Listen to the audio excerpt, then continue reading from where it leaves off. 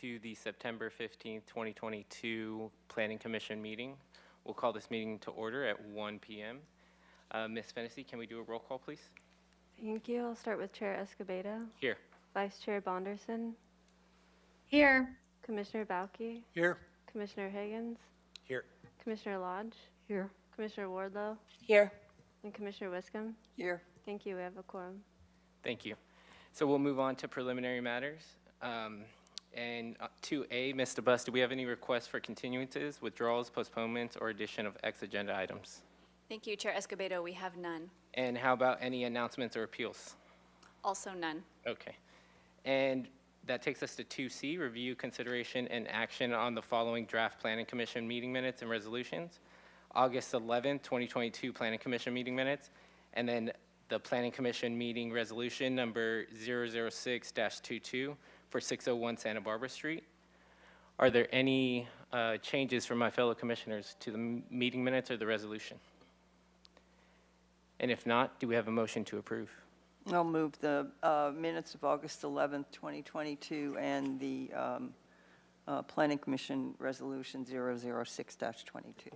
Second.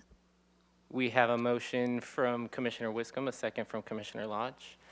Any discussion? Doesn't look like it. Ms. Fennessy, can we do a roll call vote, please? Thank you. I'll go ahead and start with Commissioner Bauke. Yes. Commissioner Higgins. I should abstain. Commissioner Lodge. Yes. Commissioner Wardlow. Abstain. Commissioner Wiscombe. Yes. Vice Chair Bonderson. Yes. And Chair Escobedo.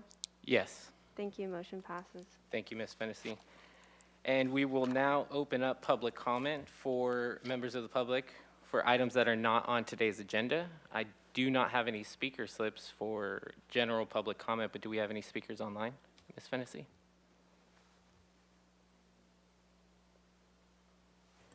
Thank you. At this time, we do not have any remote public commenters attending the meeting, and we did receive one written correspondence from Kathleen Dagg that was distributed to the commission prior to this meeting. Okay, thank you. So we'll close out public comment and we'll move on to item 3, which is 425 Garden Street. It is a 16,415 square foot site that is currently developed with the three one-story buildings totaling about 6,500 square feet. And this is a proposal to construct a new 36-unit residential development. And we will turn it over to staff for the staff presentation.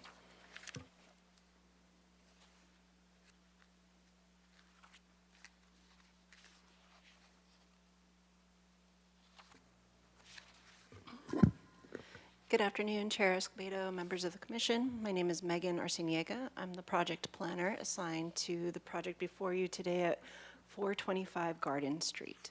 It is for a new residential building.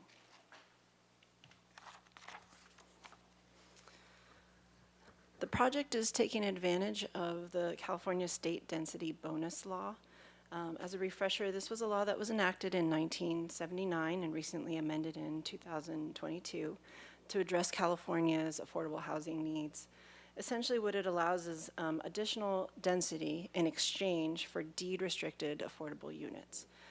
It also gives the incentives, concessions, and waivers and reductions to development standards to also incentivize development under this law and encourage more construction of residential units.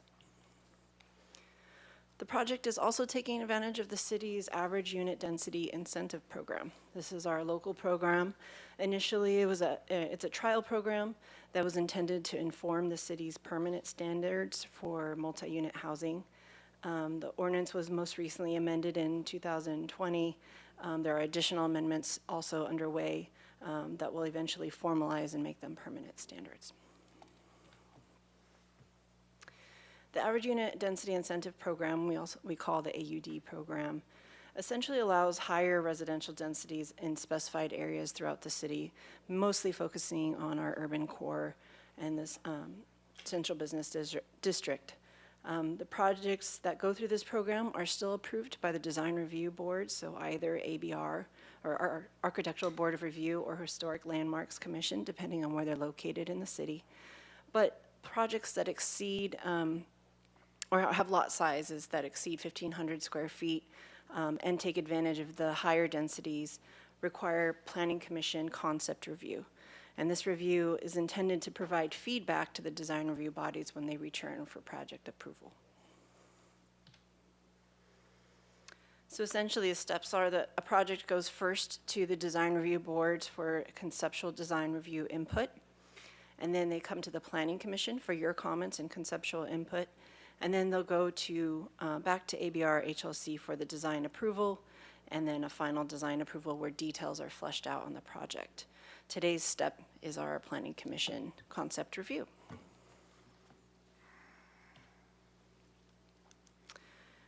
As I stated, what we're looking for from your commission today are comments and recommendations by majority vote on specifically the proposed design and improvement of the project and the project's consistency with the city's general plan. And these are the two items that are specified in our zoning ordinance and required by zoning ordinance for you to provide today. To give you background on the project, we'll kind of lay it out. The project's located at 425 Garden Street, so on the lower portion of Garden Street near Highway 101 in Haley. Right adjacent to the Office Max and a Smart and Final building. You see it highlighted here. That portion of Garden Street goes under the highway and down to Cabrillo. You can see Veracruz Park there. And zooming into the project site so you can kind of see. So Office Max is really built up to the edges of its parcel boundaries, and this parcel is situated right next to it and their parking lot. There's also some other a residential structure and commercial structure on the parcel to the north. So there's just a view without the overlays. And we can go back to any aerials when you guys make comments if it's helpful to you. So again, just orienting ourselves, the property is on the left side of the screen, just coming up Garden Street, I should say, towards the Mission. Looking at the property itself, so it's currently developed with one-story buildings, one of which is right at the street, the other two are further back, kind of not noticeable. The two further back are kind of hard to notice, but there's another as you're passing the site. You can see its adjacency to the yellow residential building. The project proposes 36 new rental units. 30 of those would be market rate, 2 would be moderate income, and 4 would be very low income, actually. It's taking advantage, like I said, of the AUD program and state bonus density. The layout of the site was organized to have a courtyard in the center open to the street and have a bridge roof deck above, providing some amenities for the residents. In addition, the applicant's proposing 3 interior common areas for residential amenities. They're providing 40 bike parking spaces, including e-bike charging, and 2 vehicle loading spaces, but consistent with zoning, no parking for the residential uses are proposed. The density proposed takes advantage of both programs, like I said, so 24 units would be allowed under the AUD program.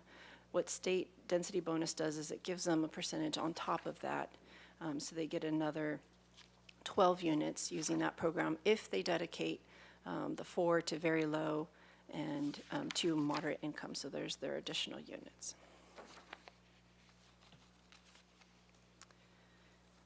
So as we talked about, we need the Planning Commission's comments regarding to general plan consistency and design of the project. So we're going to touch a little bit on the project's general plan consistency. In general, a lot of policies in our general plan focus on providing new housing near transit and commercial services. We encourage that. We encourage and facilitate development of affordable and rental housing opportunities. And we encourage construction of a wide range of housing types to meet the needs of various household types. So not just single-family units, but apartments, rentals, duplexes. The variety helps provide different types of housing options for our community. This project is providing 36 new rental units with a mix of 2 and 3 bedrooms in an area that is designated for higher density and is providing the moderate income and very low income units. Our general plan also talks about alternative modes of transportation, and it encourages developers to provide new residential units in areas where alternative transportation can be used and capitalized on. So encouraging alternative forms of transportation and mobility so that dependency on the automobile is not necessary. This project is situated in an ideal location in that regard, in that it is next to both Class 3 and 2 bike lanes connecting the east and the west on Coda and Haley, and then also the north and south garden to the beach.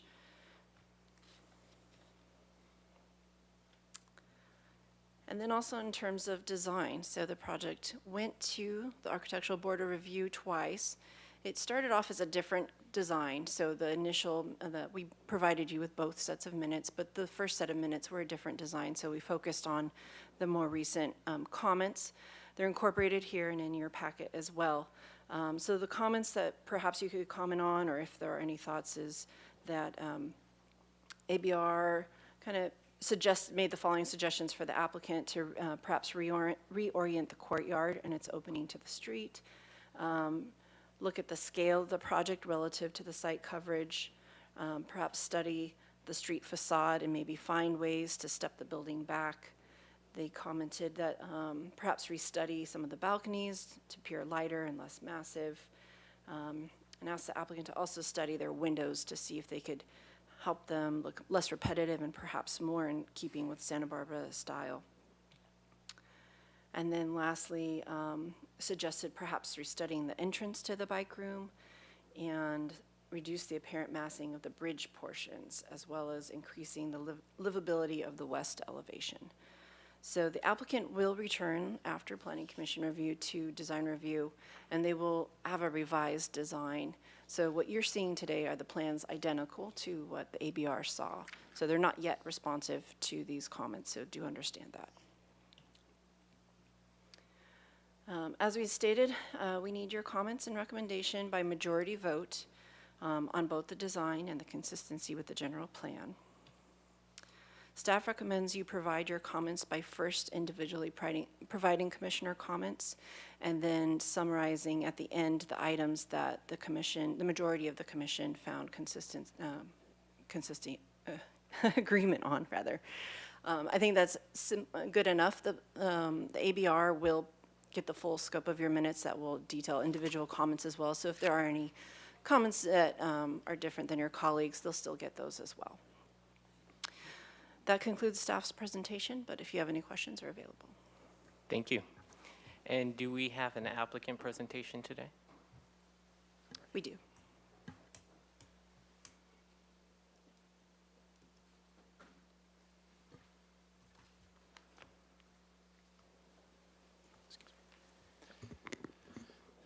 Yeah. All right. Welcome. Chair Escobedo, Planning Commission, thank you for having me here today. I have a brief presentation of the project, and we'll be around for answering any questions that you have that come up. Go to the next slide, please. So you saw some context photos. Here's a slightly different one showing the site in the kind of mid-foreground with the Office Max and Spartan Final behind it. You can see that it's, a lot of the land use is parking at the moment. Next slide. Some more context photos. You've seen these, so we can go to the next. In responding to the design comments that we got from ABR, we're studying some of these buildings that I'm showing here, in addition to others around town that are examples of both contemporary and historic architecture, particularly as they relate to the fourth floor massing. You can see in the Hotel Californian on the upper right there, got highlighted the upper floors and how they address the design of those differently than the lower floors, but also taking cues from these others as we go ahead and respond to their comments. Next slide. Here's a color rendering. Doesn't show great under this light, but on the left-hand side, the foreground, that building is designed to be more of a Spanish colonial design, And then the far end is more of a contemporary take, with some Spanish, hints at Spanish elements, but more of a contemporary-looking building. One of the comments we got in the first round was to break up the building into different pieces so that it appeared less massive, less as one single mass. So we've got now 3 sections of the building: the more Spanish colonial style, the bridge element, which is kind of reddish-brown there, and then the far end, which is kind of more of a modern approach. The 2 sides of the building are meant to be seen as different chapters in the same book. So a little bit similar, but different enough so they appear to be distinct. Next slide, please. It's just a close-up showing that bridge element a little bit better. Next slide. This is just showing it in the context of the massing of the building next door. Go to the next one. This is what a pedestrian would experience walking past. So our original had, the building, a long garden with glass so you could see into the courtyard, but through a room. Now it's open, and you'll see in the elevations we've got a gate in the front, but if you were stepping just inside that gate, this is the vision that you'd have into the courtyard. So we've got that bridge element in the middle of the building, which covers some of the outdoor area. So you've got a shaded area where you can sit, and then you've got more sun in the back of the courtyard. Next slide. So the goal with this project is to try to push in the direction of more affordability and attainability in the downtown core. So, philosophically, I believe that housing should be built close to where you work and where you go to entertainment and where you eat, so you can reduce reliance on the car. So there's only so many opportunities we have in the downtown of Santa Barbara to do that. And most of those kind of beg for a more luxury apartment approach. So you get a luxury design, you get luxury interiors, you get luxury rents. This location is unique in that it's not the perfect place for a luxury building, but it is a perfect place for people to live close to all those things that I mentioned. You can see on the WalkScore website, it gets a 99 out of 100 for bikeability. So riding bikes to all of those amenities is very convenient. One of the things that we're doing in our bike room is we're going to have a repair station. We're going to have 32 stacked bikes and 8 electric-only spaces. So we've got 36 units. We've got 40 bike stalls. And then we're also going to provide a cargo bike, so for people to share. So if they want to go on errands where they're going to be carrying things back that are bigger than they would do on their own bike or carry by hand, they'll have the cargo bike as an option. Next slide, please. WalkScore is 96. It's almost as good as you can get as well. And you can see all the amenities highlighted on that map that you can walk to. Next. Okay, so we're talking about sustainability both from an environmental perspective, but also from more of a social, economic perspective. So trying to keep rents within an attainable range for each individual tenant. But then, of course, sustainability from an environmental perspective is something that's critical right now. So we're looking at all different kinds of measures to reduce the environmental impact of the building. And one of the biggest ones is to reduce impacts from transportation. So you go to the next slide. So what we're doing there, so we're providing no on-site parking. We are not ignoring the fact that people use cars, but we are trying to encourage them to do things other than hop in their own personal vehicle every day to drive to work. 25% of the people that live in Santa Barbara do not drive their own car to work. So we think there's a large pool of people that already are living either with a car and not using it often or not using it at all. So we're appealing to that tenant base that already exists. But to make it easy to live here without a car, downstairs, you could see this is not a great plan, but it does show the parking pockets.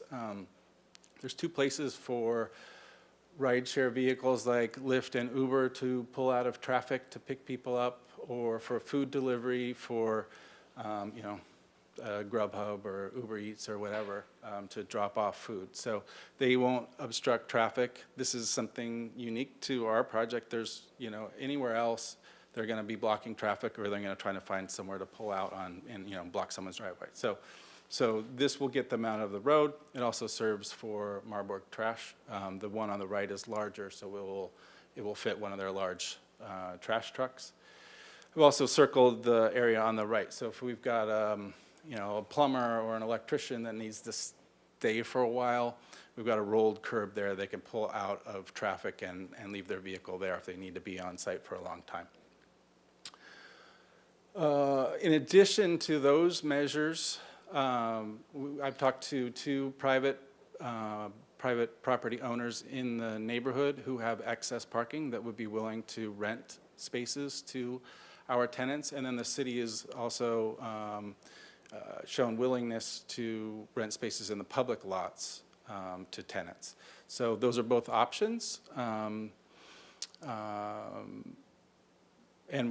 I've talked to two, but it's premature to get further into the discussion. So there are other properties that I've also identified that could be places where people could park their cars if they want to keep a car and keep it nearby or keep it in a secured parking space.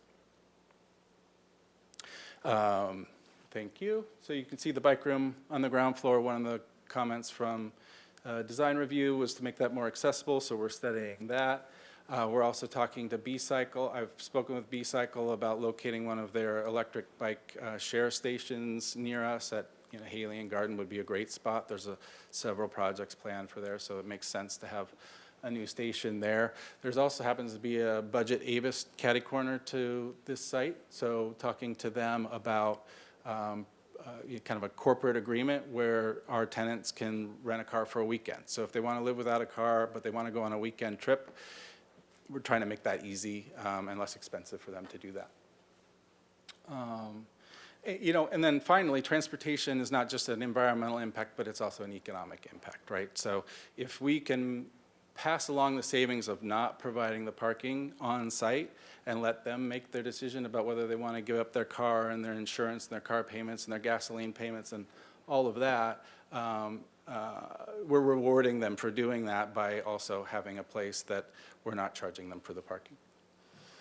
These are just floor plans. One of the things that we're doing to try to make the cost per resident lower is to build 2 and 3 bedrooms. So if people want to have roommates, they can share the expense of a unit. A lot of the units that are being built downtown are studios and 1 bedrooms, where sharing that rent is more difficult. So 2 and 3 bedrooms, more people sharing the cost of a unit is kind of what's driving that unit mix for us. Next slide, you can see another thing we're doing is minimizing indoor amenity spaces. It's nice to have them for tenants to come and gather, but not overdoing it also adds to the cost and adds to the expectation for higher rent. So we've got a small amenity space here on the 4th floor that has access to the bridge element. So there'll be indoor, outdoor activity here. People could, gather for potluck dinners or whatnot.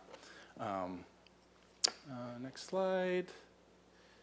It's just showing the solar. So a lot of projects come and they have roof decks, and that takes up a lot of the space that would otherwise be available to solar. In our case, all of our private or common open space is either on that deck or in the courtyard below. One of the incentives we are seeking is a reduction in common open space, but the reality is we have more than what's required, but because of kind of a quirk in the code, there's occupied space in that bridge that's covering the covered part of the courtyard, and it's unclear whether that would be considered open space or not because of that. It's allowed to be under a roof, which it is, but also under occupied space. So in any case, I think we're above in the common area, but we're seeking a reduction. That shows the 48-foot height plane. Next slide. There's that bridge element with open space from the front, showing the landscaping, and then this is the last slide, is kind of the view that they would be appreciating from that location.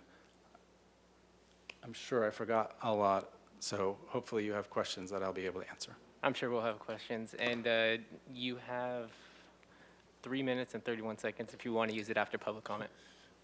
Okay. Okay. So we will now open up public comment for this item. And we have one in-house speaker, Christine Feldman, if you'd like to come up. And you'll have 2 minutes if you give me a second to reset the clock. Hi, my property is across the street, and you didn't come and knock on our door and ask us about parking, so, next time. I have to say, through this process, the first design, I thought I was not impressed with, but I do believe that you're on the right track as far as design, so thank you for doing that. First off, I want to say, I know, I live in Santa Barbara, I've lived here forever. I know we need housing, I get it. But I think we're jumping a little bit too quickly on this property. Personally, I'm there all the time. I know there wasn't a traffic study, and I would really appreciate it. The amount of traffic on that one narrow block is insane. There is no bike lane on Garden, no bike lane. I'm an avid bike rider, I'm an avid walker. I love the property because I can do those things. But as a biker, it is extremely unsafe in that area. You can do it, but there's no bike lane that takes you from Gutierrez to State Street. There is no bike lane. There's a bike lane on Haley, but it goes to Milpas. It does not go to State. That is very concerning for me if you're gonna have an entire building full of bike riders. There's just, it doesn't support it. My other really big concern is fire. Where's the fire truck gonna pull in? I mean, does it go to Smart and Final? I know you put pullouts, but where does the fire truck go? What about an ambulance? There isn't enough room for that. That is probably the most narrow street on Garden or in downtown altogether. I would love to see, I know we want to eliminate cars or what have you, but in my opinion, you're also eliminating families. You're eliminating handicaps. You have to have healthy people that can bike ride. You're eliminating so much of the population. I agree that we Ms. should all Feldman, bike. if you could wrap up your final thought. Right. Your time's up. You didn't tell me how much I had, so. I said 2 minutes. Oh, I did not Sorry hear you about say that. Okay, so on wrapping that up, there's also no public lot anywhere near because they're changing it into the closest public lot is going to be the police department. Then you've got Santa Barbara Roasting, which is teeny. None of these lots do overnight parking. Thank you. I- Sorry about that. Ms. Fennessy, do we have any online public commenters? Thank you. If you would like to make a remote public comment, please follow the instructions on screen. And I did want to mention that we did receive one written correspondence from Barry Winwick, and that was distributed to the commission prior to this meeting. And at this time, I do not see any hands raised, so I'll hand it back to the commission. Thank you, Ms. Fennessy. So now we'll turn it back to the commission for questions. Commissioner Wiscombe, if you'd like to go first. Oh, wait, sorry. Commissioner Balke, please forgive me. Commissioner Balke and then Commissioner Wiscombe. I've got a number of questions for both the applicant and staff, so let's start with the applicant first. Question one, you brought up a comment during the site visit, which I wanted to get into a little bit more, which is about the water table at this location, and the other is about monitoring for a toxic plume that may be in the area from a laundry facility. And I was wondering about, since you're not doing parking in this case, that may have alleviated the concern about doing podium parking, just plain, would it not get into those issues? I was just wondering if you could tell us a little bit more about that, the site constraints that you're dealing with. Yeah, so there are two contamination issues, let's say. The dry cleaners, they're from Mission Laundry, you know, a block up. There is a monitoring well on Garden for that, for the impacts that they are monitoring from that lot. That monitoring well is just in front of the property, between the two trees in the middle there in the parkway. So they're actually going to be rehabbing that in October. There's no impact from our project on those monitoring wells. There was an underground storage tank on our site that was removed and remediated, and there's a closure letter for that. There may have been like I've been told, as much as 1.5 gallons of gasoline that leaked out of the bottom of that tank that was not remediated at 9 or 12 feet. Our foundations will not, and our excavation will not go deeper than 6 feet. And like I said, we have a closure letter for that action. So we don't anticipate any excavation of contaminated material because all of that, 9 feet and up has all been remediated. And because we're not excavating for parking, there won't be any dewatering. We won't be going deep enough to encounter any contamination on our site. Okay. Could you give us your approach to the courtyard as a amenity to the residents, and give us your interpretation of the conversation of ABR had? I was trying to discern sort of what that Right. discussion was and Yeah. why they made the comments they had. And there was definitely a disagreement among members of ABR. I was trying to understand Yeah. what that was about. I looked at the prior plans. It wasn't that much different than what you have. Yeah. But could you elaborate as to, and give us some information about what that discussion's all about and what you're trying to accomplish with your courtyard? Yeah, so yes, in our first original version, we also had a courtyard, but the U was reversed. So that courtyard would have been facing the Office Max in the rear. The reason we had done that originally was for the reason that was brought up at ABR as an argument against this configuration, which is whether it will now catch the sound from the street and echo in the interior of the courtyard. So I think it was a valid concern that they brought up. The reason we reversed it in this way was to break up the massing along the street for the pedestrian experience. So as you're walking by, you're going to go by one building, then it's going to be open, you're going to see into the interior, you're going to walk by another building, and that will be your experience. Same from a car. So,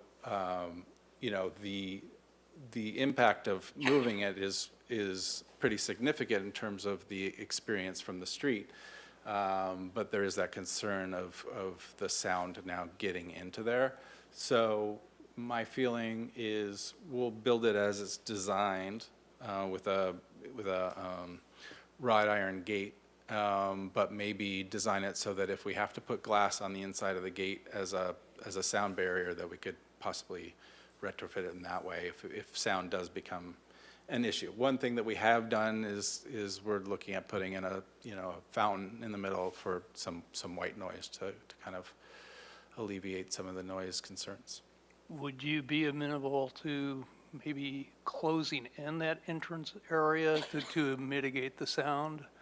Because, from my experience Yeah. on that street, it's just loud. Yeah. And it was really clear when we were on the site visit that having a courtyard in which you're basically opening up to the street actually magnifies the sound, and instead of baffling it with some wall and an arch, and as you say, maybe some other secondary method, the ABR's approach is actually making the situation worse, not better for the residential Right. situation. Yeah, for sure. I think we're weighing kind of an urban design question with livability or resident impact and how to kind of balance those two. So my thought was, well, maybe it remains visually open but we have glass to reflect the sound. But I'm open to modifications to make sure that it's a livable place for the tenants. Okay, so I have a question that either you or staff can answer it, and I'm trying to understand exactly how you contemplate the sort of the access, drop-off. I mean, you have this on the street, currently on Garden, you're basically doing these ball bins, we'll call it that. To that, is there any other location on the site in which, say, like the comment about the fire truck, could the fire truck pull in somewhere else other than on the street on the? Well, I don't know the dimensions of the fire truck, but the pullout on the right-hand side there is sized for a Marburg truck, so I don't know how they compare. I feel like a fire truck's maybe bigger. Ambulance, for sure, could pull out in either one of those. Fire truck, not sure of. But there are 2 lanes of traffic in the direction of the freeway there, so worst case would be they might have to block 1 lane of traffic. We don't anticipate a lot of fire engine activity for our project, so I wouldn't think that that would be common enough to be a major concern, that, you know, we'd lose 1 lane of traffic. Okay, one more question for you, and then the next couple are for staff. I notice you have now 3-bedroom units, and is there any concern that you may have that you're going to be starting to get families that have small kids and will be wanting play areas and such, and, you know, how are you going to approach that demographic when you know, that seems to be the case when you get to the 3-bedroom, that you start getting into kids and instead of just roommates, and I was wondering how you tend to address that. Yeah, you know, I mean, my reaction to that is well, we'd be open to whoever wants to live there, and if it attracts families, you know, great, because there's very few 3-bedrooms being built in downtown. There's very few options for families. So we'd welcome them. You know, we're not going to provide a tremendous amount of amenities that would be you know, targeted towards families. We have very little open space. It's really, there's really nowhere we could add that. So what we've got is what we've got, and if they feel like it's appropriate for their family and they can make use of it, then we'd be happy to have them. Okay, well, thank you for responding to my questions. I've got a couple questions for staff. Could the staff explain to me, and you have in your staff report and the plans, this variable setback? As a newbie here, they just seem to be convoluted at best. Could you go through how you even go through that exercise and how you come to those numbers? Because it made no sense to me at all, okay? Commissioner Balke, yes.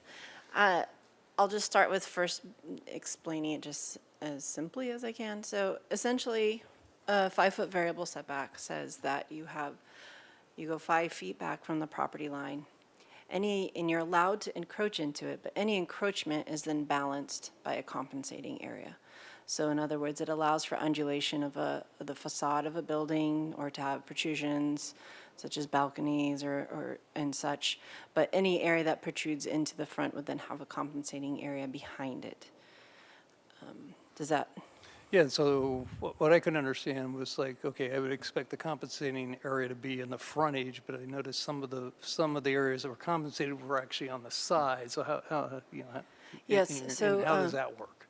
Yes, so you are allowed to have, so compensating area needs to be in front of the building, so in front of a building face. So if it was all the way back, so for instance, if you had an alley all the way back or something, that wouldn't be compensating area, wouldn't be counted. It has to be a building face that's less than 100 feet from the property line, front property line. There are different nuances to the rule of how that's calculated and not, and what areas count as compensating area and not. So staff looks at that at each project. It can get a little, complicated when you're looking at different encroachments, but in general, that's the rule. Okay. Next question I had was about the city's current public parking policy. What is the status of that, and is there a permit program available to this applicant and others? We've had others come in, and we were told that there really isn't one yet, and I'm concerned that we're continue to talk about, unbundling parking, but not having a system that's available for the public parking lots on a 24, I understand the concept and been an advocate for that for 20, 30 years. It's just, I don't see the policy program or the mechanism currently in place. Am I incorrect? Commissioner Bauke and Planning Commissioners, you're correct. We do not have a formal policy. It's really handled on a case-by-case basis in the city's public parking lots if those particular lots have enough availability. So our downtown parking staff, they keep track of how many spaces are open, and once a lot hits a certain percentage of being full, then they would not be willing to sell parking passes to residents. But if they have availability, then that's something that they can do. But you're right, at this time, we don't have a formalized program. And with regard to unbundled parking, the way that we typically think of that is if it's on the same project site, just not associated with a specific unit, that whoever wants to rent that parking space would do it. So we don't consider the city's public lots as unbundled parking. Okay. Next question I had was on the state density bonus provisions, and I noticed that this project's gone from, at one point was in the 30-some number, now it's at the 50% number. How does that work? Could you explain? I surely know the public doesn't understand how you even get to these numbers. Could you sort of walk through how, at one point it was like 35% and there were so many units, and now it's at 50% and it's got so many units. Could you explain that? I can say, first off, it isn't it isn't easy to wrap your head around, right? So there's different rules. Part of the allowances depend on the affordability level that's being provided and the number of units that's being provided. So it does vary in that regard. As far as this project, Allison, do you want to add to? Yeah, Commissioner Bauke and Planning Commissioners, you're correct that the state density bonus law has changed. The maximum increase in density that you could get used to be 35, and it's now gone up to 50%, which is what the applicant is using. And there are different ways to get that extra 50% bonus in density. If you provide very low income units, then 15%, you provide those units as a percentage of your base density, so what you'd be allowed without state density bonus. So in this case, by providing 15% of those units as very low income, they get a 50% bump in density. If they were proposing low income units, they'd have to provide a higher percentage at the low income rate to get that same 50% bump in density. But it's essentially a formula. The state lays it out in tables, based on what percentage you provide. This is the percentage bonus that you're entitled to. And then there's the concessions that go along with that. And this is all on top of our ADU program. That is correct. Which I think some people probably go, how's that work? And Correct. It's on top of that because it's based on the density that's in your general plan. And so that's what our AUD program is also based on. And just to be clear, that's why projects also need to still meet our inclusionary housing requirement based on the number of AUD units that they're providing. They need to provide 10% of those as moderate income. And that's above and beyond the state density bonus requirement. okay. My last question is, one of the public comment sort of raised this, I already had it on my list, is right now you have a sidewalk there that I would say for its urbanistic point of view is a little thin in the first place at 6 feet, and we're proposing to keep a 6-foot sidewalk. Has the city got any plan, street plan as to, what in urban areas that we're expecting walkability, that we would have sidewalks a certain size? I mean, surely State Street's got a whole different thing, but, there are other secondary streets such as this one, which 6 feet's, sort of a standard. I use in rural, not rural, but, suburban subdivisions, not urban neighborhoods. So I was wondering, were you looking at a future of 6-foot sidewalks here too? So Commissioner Bauke, the city does have a pedestrian master plan, which essentially lays out improvements to our public improvement requirements to upsize and improve our sidewalks to increase pedestrian use.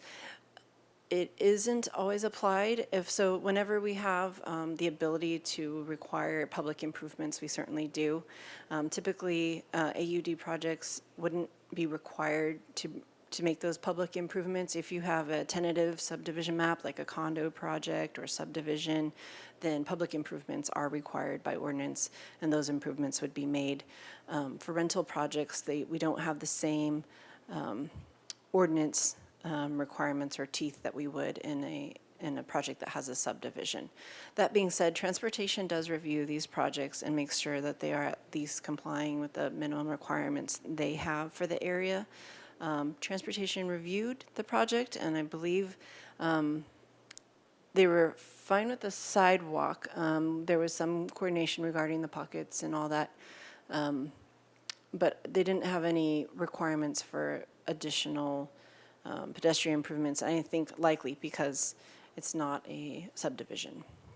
And there's no requirement for providing a bikeway or bike lane in this location or anywhere? I mean, what's the bikeway plan say for this area? I would have to look at that. So we do have a citywide bicycle master plan that was just recently done as well. And actually the bike lane or the crosstown bike path on Coda Street that connects Milpas to State Street was one of the improvements that was just recently finished as part of that. So it's a couple streets up, and it's one direction that you would go to State Street, and then on Haley is your bike lane that goes the other direction. And then also I'd like to point out that bike lanes are not always class 1 dedicated lanes, right? So we have varying degrees of bike lanes. Some areas you don't need a divider to feel safe. There's enough room the way the street operates and works. So it is understood that although this is a dedicated, this is a bike lane area, it isn't necessarily the same feel as other areas where you have a dedicated lane or where you feel comfortable with that a dedicated lane. It can be a busier area. But that being said, it being as part of the bicycle master plan area and a dedicated bike lane area, there's potential for future improvements when the city has the ability to make those improvements. Mr. Chair, that concludes my questions of staff and the applicant, but I will have a number of comments when we get to the deliberation portion. Thank you. Thank you, Commissioner Belke. Commissioner Wiscom? Thank you, Mr. Chair. Just following up on Commissioner Bauke's questions about the sidewalk. The staff report, and I apologize, I didn't go to the site visit. I visited the site on my own. But how wide is the sidewalk now? Is it 6 feet wide now? It is, okay. Because the staff report says the project also includes sidewalk dedication to widen the sidewalk parkway along Garden Street and parking pockets as described above. So I'm just wondering, Ms. Arciniega, if you can expand on what that exactly means. If the sidewalk width is going to stay the same, are we getting additional parkway on Garden? I know we're getting the parking pockets, so I assume we're getting additional parkway also. Is that correct, or? Chair Escobedo and Commissioner Wiscom, while Ms. Arciniega is looking at the details of the plans, my understanding is that it's because the right-of-way is widening, not necessarily the dimensions of the sidewalk. I believe it's the parkway in that area that's very narrow. What transportation staff had originally recommended, and this was based on the prior design, but their recommendation was 4-foot parkway and 6-foot sidewalk for this site. And are we getting more what's the parkway width now? I don't know the current dimensions of the parkway. If I may, through the chair, because of the parking pockets, we're moving the sidewalk onto our site by 1.5 feet. So I think that was the primary reference, and what you were reading was So it's a 6-foot sidewalk moved on to slid your- by 18 okay. inches towards our property, onto our Okay, property. I get And in that. doing that, it is widening that section of the parkway that remains by 1.5 feet also. Remains how Between the wide? two trees there, that's going to get 18 inches deeper as a result of sliding the whole sidewalk So away from the how, street. what will be the width of the parkway next to the sidewalk, where you have a parkway? I think it's 8 feet, but I'm only Okay, guessing. that's fine. That's fine, 8 yeah. feet. Okay, great, thank you so much. I appreciate that. Okay, and I think, Mr. Wright, these questions are mostly for you. So when ABR saw this project in July 2015, it was 33 units with 7 affordable units, and that was 2 moderate and 5 low income. So you had 7 deed-restricted units, and now we're reviewing a project with more units and 1 less affordable deed-restricted unit. So why did we lose one? We went from low income to very low income. So there's okay. the different That steps. explains it. Okay, that's fine. I didn't go into the details. I just looked at the description. Okay. And then there were a lot of public comments made at the ABR meeting, as you know, about parking. And there was discussion amongst some of the public commenters about only allowing tenants that don't have car registrations or car ownerships, and you had said that vehicle ownership should be left up to the tenants. And have you done any reconsideration of that position since that meeting, or is that your position? That if they want to own a car, they can own a car? Yeah, that's still my position. Okay. What we're committed to doing is making it as easy as possible for them to live without a car, so that makes that choice easier, and that we pass along the economic incentives of not owning a car in Okay. the best way we can. The private property owners that you're negotiating with to have spaces available for those of your tenants that want cars, is this something that the tenant will do with the private property owner, or is it something that you plan to be involved in? Or I don't know the answer to that Okay, yet. that's fair. The hope is that it's a combination of both, that we have some primary spaces that we can offer directly with an agreement with the property owner, and that there might be other lots that we can direct them to if those options are more favorable to them. Okay. And then you've really developed a concept of a location that can offer some economical housing because of the location. It's not deluxe, downtown. I understand your concept. But what sort of rent savings are estimated for the units, since you don't have any parking provided? You must have some, are we talking 10% savings in rent from typical Santa Barbara rates, 15%, 20%? I'm sure you've penciled that out. Yeah, it is hard to know exactly what the discount will be, what people will be willing to pay, when comparing it to an alternative property. I'd say it's probably 5% discount, but I don't Okay. know that. Okay. And,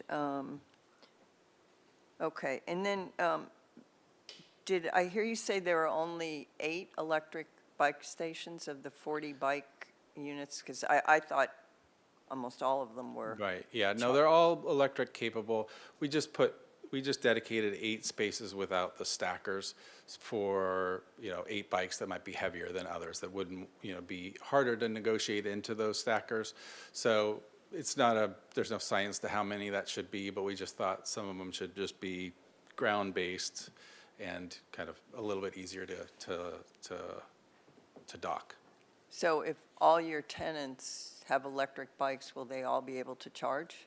Yes. Okay, They'll all have access to electricity. If we have 40 electric bikes, they'll all be able to charge, but some will be on those stackers. And we're going to get stackers that are,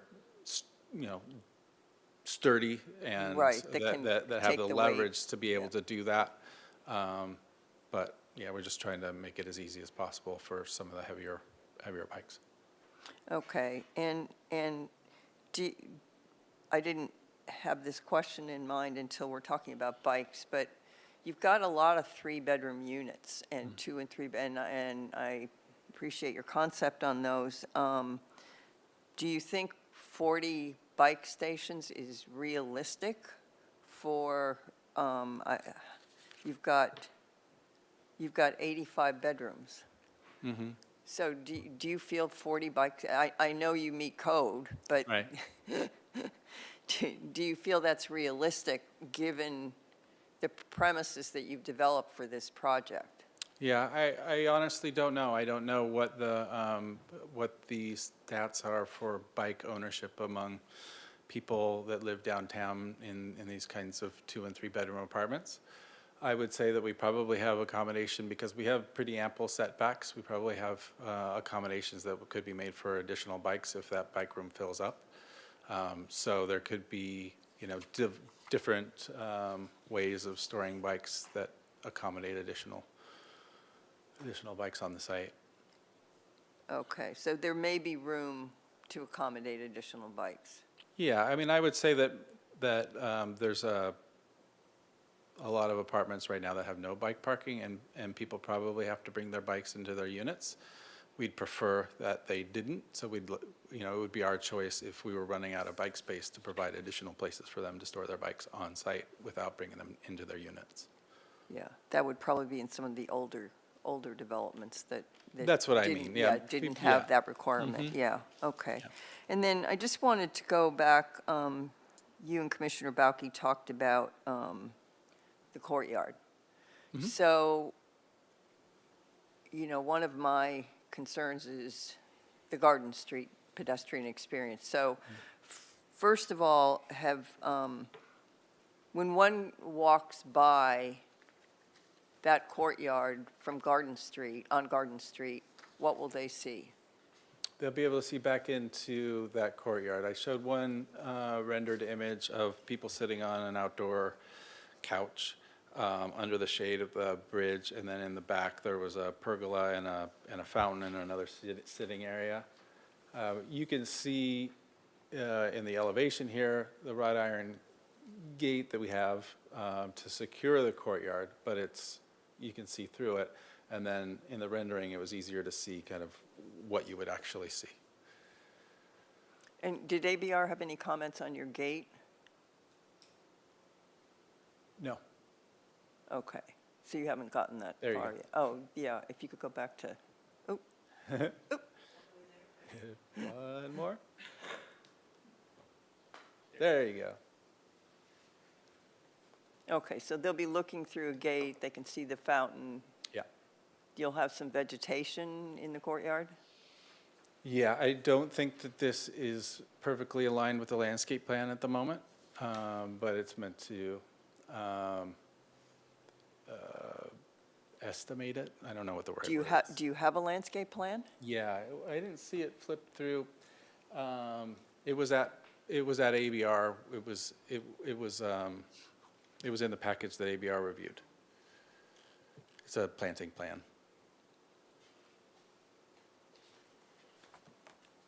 Okay, I assumed our packet was the same as their packet, so I didn't see a, It was in the digital file. I don't know what the printed file was. When I submitted it, it was a separate file. When William put it together for the ABR presentation, they were together. Commissioners, so I don't believe that landscape plan was a part of your packet. The plans that we used were the plan set that were provided separate of the landscape plan. so did ABR see a landscape plan and we have not? Is that correct? I believe so. I can pull it up if you want to give me a minute. You can pull it up on the screen? Yeah. Yeah, I would like to see it, yeah, and I'm sure some other commissioners would like to see it.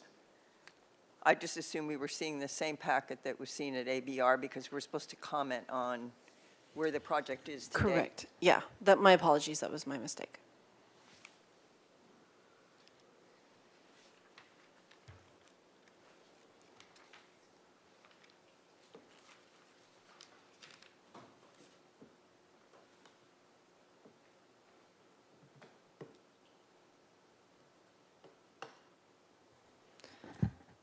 Mr. Chair and Commissioners, I recommend it will take me a minute if we want to continue with questions or comments, and then I'll let you know. That, I'm through. Thank Okay. you. Thank you, Commissioner Wiscombe. Who's next? Actually, we have Vice Chair Bonderson next for questions. Thank you, Chair Escobedo. So I have a few questions, both for staff and for the applicant. I will quickly start with the applicant in order to give Ms. Arciniega a moment to catch up, and then I'll address her. So first question for you is, on your site plan, it wasn't totally clear to me if there's vehicular passage all the way around the perimeter of the property. And if there isn't, how do the vehicles pull back out onto the street once they come in, do whatever they need to do? Do they pull back out on the street? Or do they go around and exit on the other side? So the vehicle circulation on the lot is only by way of the pullouts on Garden. So there's the 2 parking pockets. So anyone that's accessing the site would just pull out of traffic into one of those 2 parking pockets and do whatever they needed to do at the building and then move on. In the case where there's like a maintenance vehicle that needs to linger for longer, we have a rolled curb, so there's not a driveway, but a rolled curb that will allow them to get onto the site. In that case, if they're going to stay for a while, they would stay there and then they would back out into the parking pocket and then continue down Garden towards the ocean. And the parking pocket is what you were referring to on site as the kind of the drop off, that extra area you've provided. Correct. And so this goes to staff. Staff, Ms. Arciniega, I assume you mentioned earlier that the plan has been reviewed by transportation and they didn't have any issue with the idea that a vehicle would pull out back out onto Garden Street in this configuration that was just proposed? Commissioner Vonderson, I'll have to take a look at that in the notes, just if you give me a moment. Okay. Yeah, no problem. I'm happy to wait on that, and I can move on with the next question. Back to the applicant. I'm sorry to keep you popping up and down. You could stay at the podium. I have a few questions in a row for you. The next question, again, referring back to the site plan, is I noticed that there are, let me look, 3 trees demonstrated along the street that remain within that undulation of the pop out. I wanted to know, are those existing street trees, or are those trees that you're proposing as part of this project? They are existing. They're existing. And are they, I didn't pay attention when we were on the site together. My next question has to do with the trees, but I'm going to go back to a conversation you and I had on site. You were going to get back to me on it. Did you have a chance to look or to discuss with your designer about making that drop-off area in front longer and more continuous? Of course, it would cause you to remove those trees, which is where I was going with this question, Right. but to provide more length and therefore more opportunity to support drop-off. Yeah, so those parking pockets are, well, the larger of the 2 right now is at its maximum dimension without having further tree impact. There are, I believe the other one is the same. The caveat to that is if we could expand them beyond our property frontage, they could be made longer without having tree impacts. It's only by, constraining it on one side and then the other side of the lot that we have to then, if we're going to make them larger, they have to go towards the middle, and then we lose those trees. So that right now, we are with one of them, we are getting further away from one of the trees than the driveway currently is, so we're giving it a little bit more room for its roots. So improving the condition for that one. So I guess technically we could encroach a little bit back towards it. But that is what we presented to the Parks and Rec Commission or Board, is what you see here, and that's what they approved. Yeah, so the only way to make them bigger is to expand beyond our property frontage or to add another one without taking out the trees, add another one in the middle. The challenge there is that there are the monitoring wells for the Mission Linen site. So those would have, the caps of those would have to be lowered in order to accommodate that. And then we would lose that 8-foot parkway in that section as well. And that goes to the next question that we discussed. Have you thought of any further, perhaps spoken to your team about the possibility of opening that centerpiece? I believe Commissioner Higgins asked this question at our site visit, and making there be somewhat of an option of perhaps driving in into another drop-off, or I'll take it a step further, considering if you have a need for an emergency vehicle to be able to roll up onto that section and drive into the courtyard if there were the need for that size of an emergency. So, no, no, the constraint with that additional parking pocket is, well, besides the trees, are the wells, and the wells are not on our property and they're not in our control. So I haven't had the chance to talk to the people that would be able to answer whether it is feasible to relocate those, but it is something that I can do. I haven't had a chance to do it yet. As far as I'll add that. giving access to emergency vehicles, that's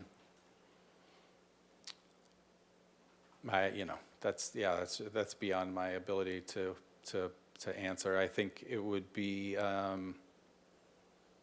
difficult with the fencing that we have contemplated and the landscaping that we have contemplated, but yeah, I don't know. Commissioner Bonderson, this is Allison DeBusk. Just to add that the fire department has reviewed these plans, and so all of their comments were addressed. Okay. Thank you for sharing that. It's good to know. So there's not a lack of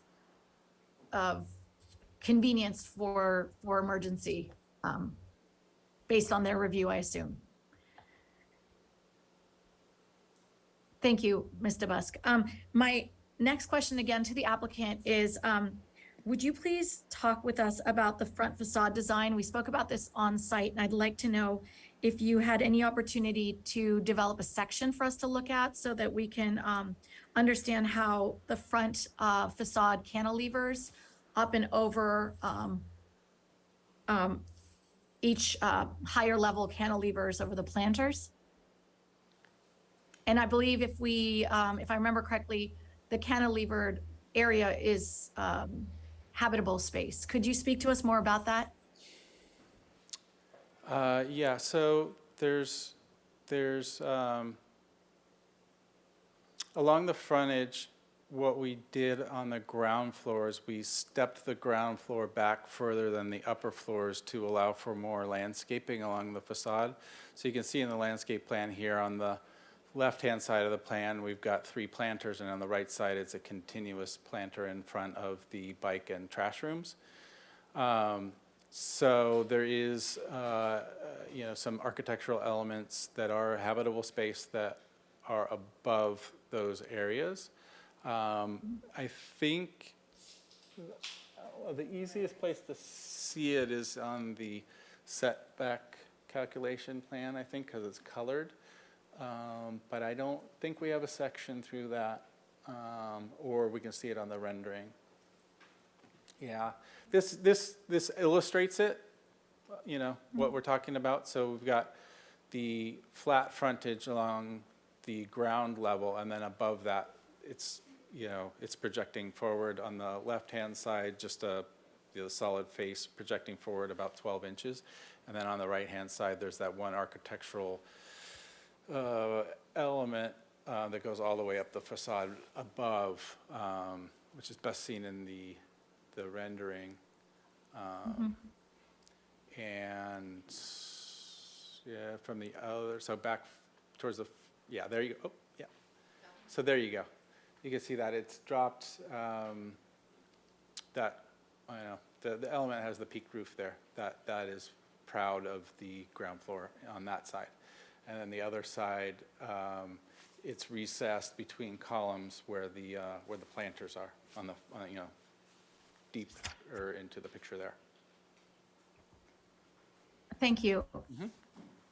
I find it to be really helpful to see the renderings, and it makes it less daunting Yeah. than to see it in the plans. Okay. But I'm glad we could bring it to everyone's attention since it was such an interesting part of our conversation on site.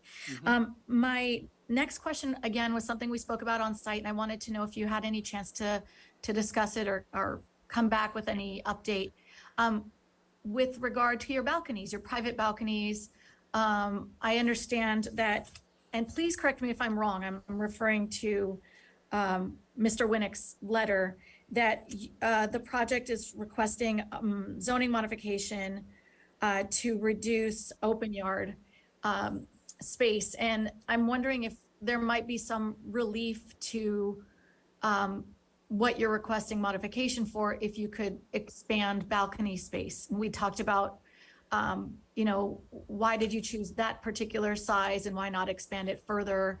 And on site, you said you weren't sure why that decision was made, but that you'd look into it. Did you have a chance to do so? Yeah, I did, and specifically, it was the far side. It was much more convenient to expand those balconies back towards the back of the lot because they're not up against, you know, section of the building that's sticking out. But in any case, yes, it's definitely possible, and so it's something that we will be looking into.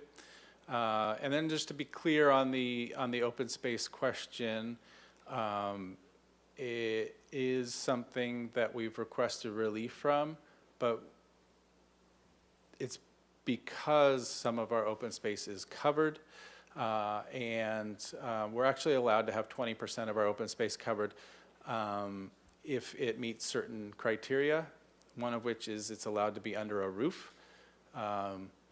There's some uncertainty as to whether we'd be considered under a roof if there's also occupied space under that roof, so we've chosen to take the incentive rather than argue about it. But we have more open space than is required by, I don't know, 300 square feet, 400 square feet, something like that. Thanks. Thank you so much for going into that a bit. And my final question for you is, previous commissioners have spoken to you about parking, but unless I missed it, you didn't mention anything about the next door lot at Staples. You and I spoke about that on site, and I was wondering if you could go into any detail, if that was just a hopeful or if you'd actually spoken to the Staples property owners about using some of those spots or those possibly allocatable. Yes, I have spoken with a couple private property owners, including the representative for the Office Max property, and they do have the ability to rent excess spaces to our future tenants. Ability and willingness. So at this time. Thank you. It's I think it's really important to know that that option is available and to see where it goes. Since, you know, it's not an obvious one. It's not a public lot, so it's not an obvious one. Thank you for sharing that. I'm gonna refer my final two questions to Ms. Arciniega. I know one of them she's working on, and then I have a second question. So Ms. Arciniega, are you ready to answer the first question that was pending? Could you repeat the question, Ms. Commissioner Vondersen? Oh, boy. So we have Goodness, I don't even think I remember my own question. I just remember you were going to get back to me on it. Oh, so we were pulling no. up the landscape plan, which I do have that now, if we'd like to go back to that. Yeah, that must be the question I was referring to. Believe it or not, I don't remember. I have to go through my notes, but go ahead and start answering what you had planned. Yeah. And it might trigger my own memory. Thank you. So there's a couple things we wanted to touch on the landscape plan. I apologize for that not being a part of your package. It's a conceptual design, This is what ABR saw. I think your question might have been regarding parking or pullout. Is that the case? Oh, that's right. It was whether or not cars can and should pull out backwards onto Garden to be able to leave the property. Pulling in doesn't seem to be a problem, but backing out to leave, I wanted to know more about staff's perspective or interpretation of code-related egress. Of the loading area itself. No, it was if when a car pulls or a vehicle pulls into the lot, let's say off of Garden into that, what is it called here? Natural grade concrete, where we were talking about maintenance vehicles or potentially an ambulance or anything else needs to pull onto the lot. How do they leave? They don't go all the way around the property. Correct, And they'd be leave backing out. front first. They back out. What is our stance on that from staff's perspective of backing out onto a street like Garden? Right, so I don't have access to the comments that were provided by transportation staff, and that review was not the planner at that time. And I don't have access from this hearing room to our project files or any of those materials. So I don't have transportation's comments. At the time I became assigned to this project, those issues had been resolved to the extent that they felt comfortable with the current design. I also saw that they do comment that it meets the pedestrian master plan as long as it's constructed as shown. I was able to research that for a moment, but I don't have the full access to their comments. I can continue to research in that regard. Perhaps the applicant can recall better. Yeah, I would just add that that staging area for maintenance vehicles was provided in response to their request and per their design. So, presumably, we designed it exactly the way they asked us to, so presumably they knew what they were asking for. Yeah, and presumably it now meets what they require. Kind of going back to Ms. DeBusk's response, I'm sure that by now, it's been reviewed by required groups. So that being said, that was my main concern, was how we back out and proceed into traffic. Ms. Arciniega, my final question is with regard to our pedestrian master plan.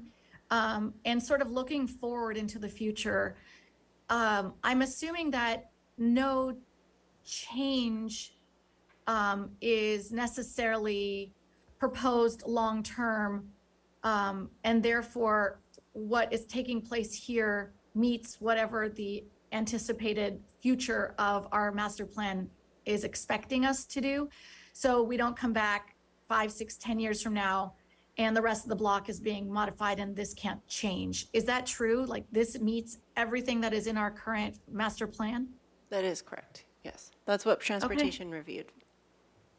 Excellent. I just really wanted to understand that. And I'm going to kind of wrap it up by saying, by bringing in 100 new units here, 100 new residents here, tenants here potentially, kind of using that number loosely, the sidewalk has been, what's the word I'm looking for? The master plan for pedestrian use claims that it's acceptable for this type of growth in this community. Is that correct? Do I understand that right? That is correct. The sidewalk meets the pedestrian master plan requirements for Garden Street. Perfect. And is there any modification proposed for bike lanes in this area of town? I know there's stuff in the works, but is it advisable for it to be part of the design? Chair Escobedo and Commissioner Bonderson, I was just trying to look up the bicycle master plan to see what is proposed. Unfortunately, I was just told that it was recently updated and that those updated figures are not available online, so I cannot access them. Thank you. I actually was aware of the update myself since I'm the liaison to that, and I was just interested to know if it applies to this block and more importantly, on a hypothetical level, if it does apply to this block, would a project like this be required to already think about putting it or making space available for its creation in the future? Do you know the answer hypothetically? Hypothetically, Commissioner Bonderson, we would not have the ability to require any additional dedication to create the bike lane because this is not a subdivision map, not a project that gives us that ability. Excellent, I understand. Thank you very much. That concludes my questions. Thank you, Vice Chair Bonderson. I wanted to give, if possible, Commissioner Wiscom an opportunity to ask about the landscape plan, if you wanted to, Commissioner Wiscom.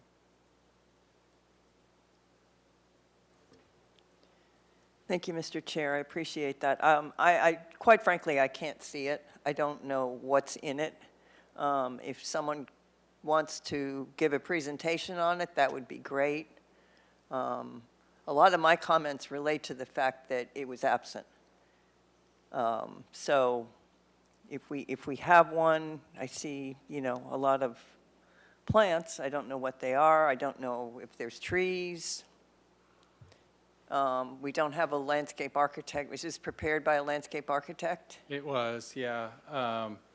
And, you know, it's got callouts for all the materials and all the plant material. I'm sorry it wasn't in your packet. I'm not thoroughly familiar with it, but I'm happy to take comments or direction from the Planning Commission on how it could evolve. The one thing that I do know is that it's all intended to be water-wise planting, so low water use planting. Okay, and if you go back to the entry, does someone have a cursor that they can point to?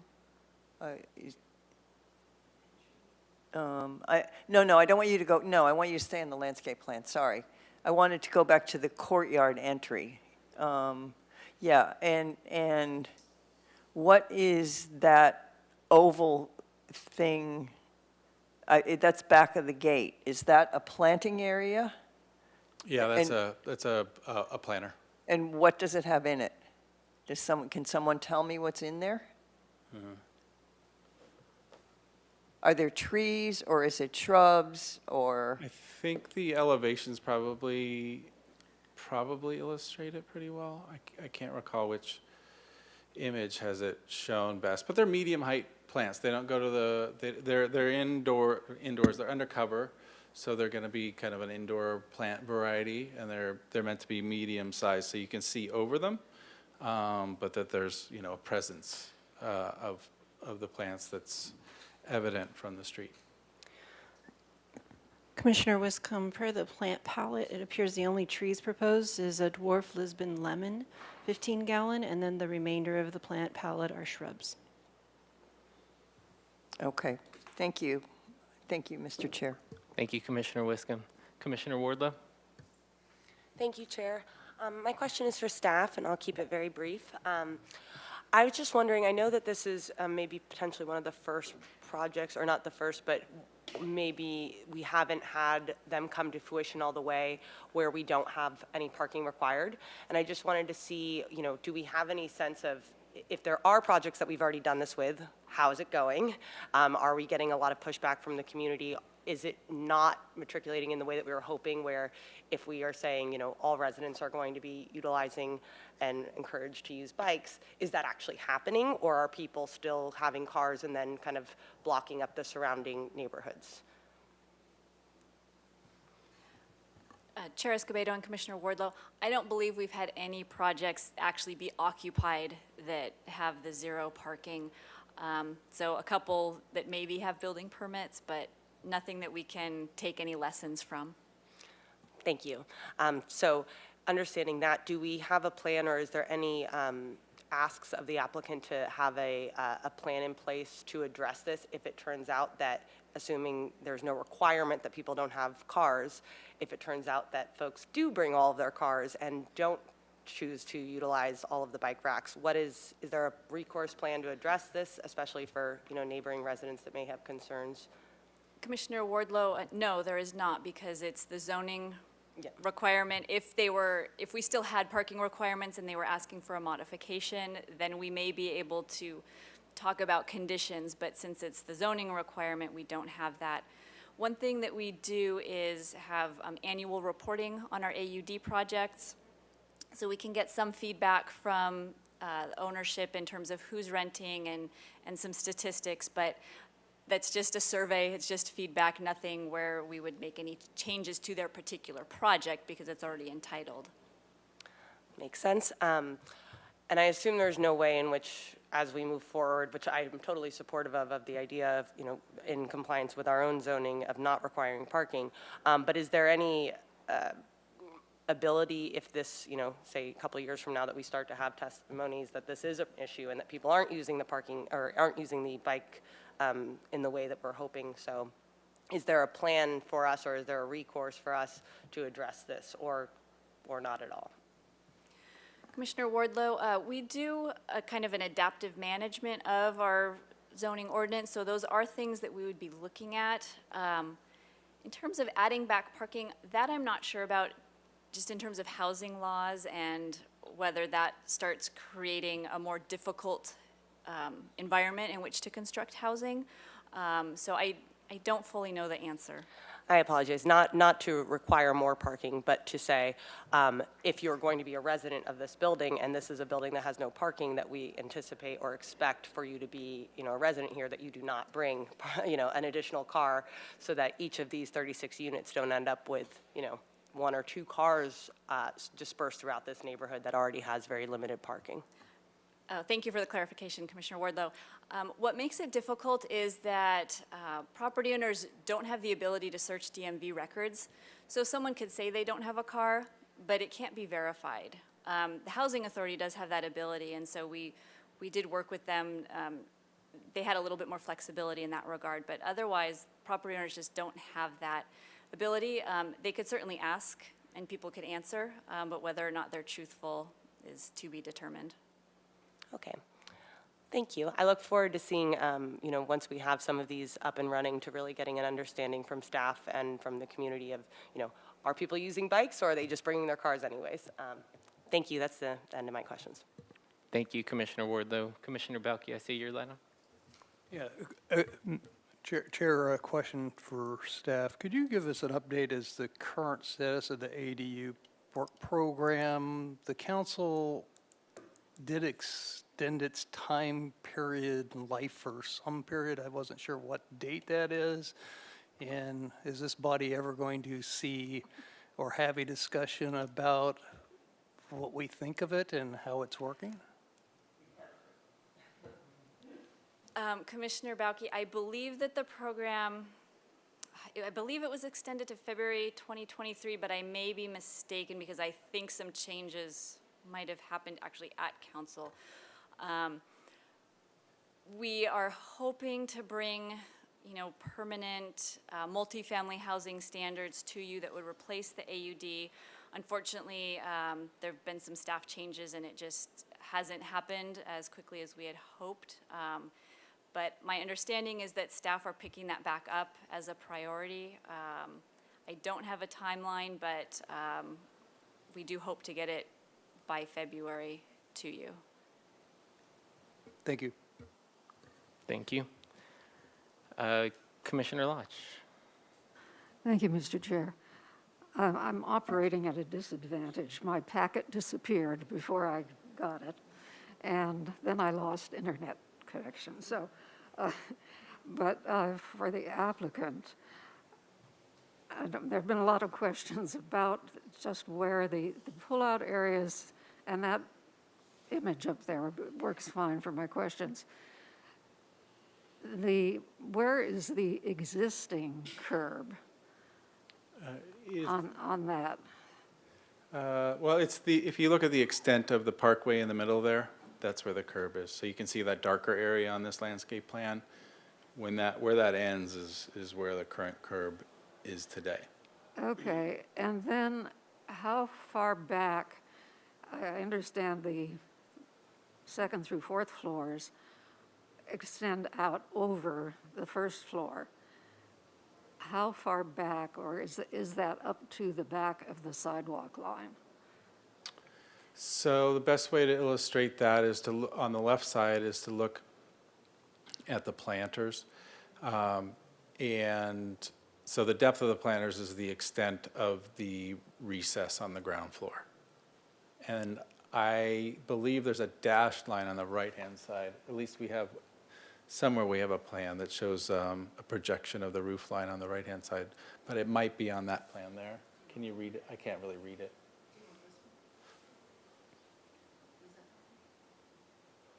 Well, yeah, on the right-hand side, it's just that one little orange area that projects out above, below. Otherwise, it goes straight up. So if you can see in the middle here, middle image here, yeah, thank you. That's what projects on the second through fourth floor. Okay, and then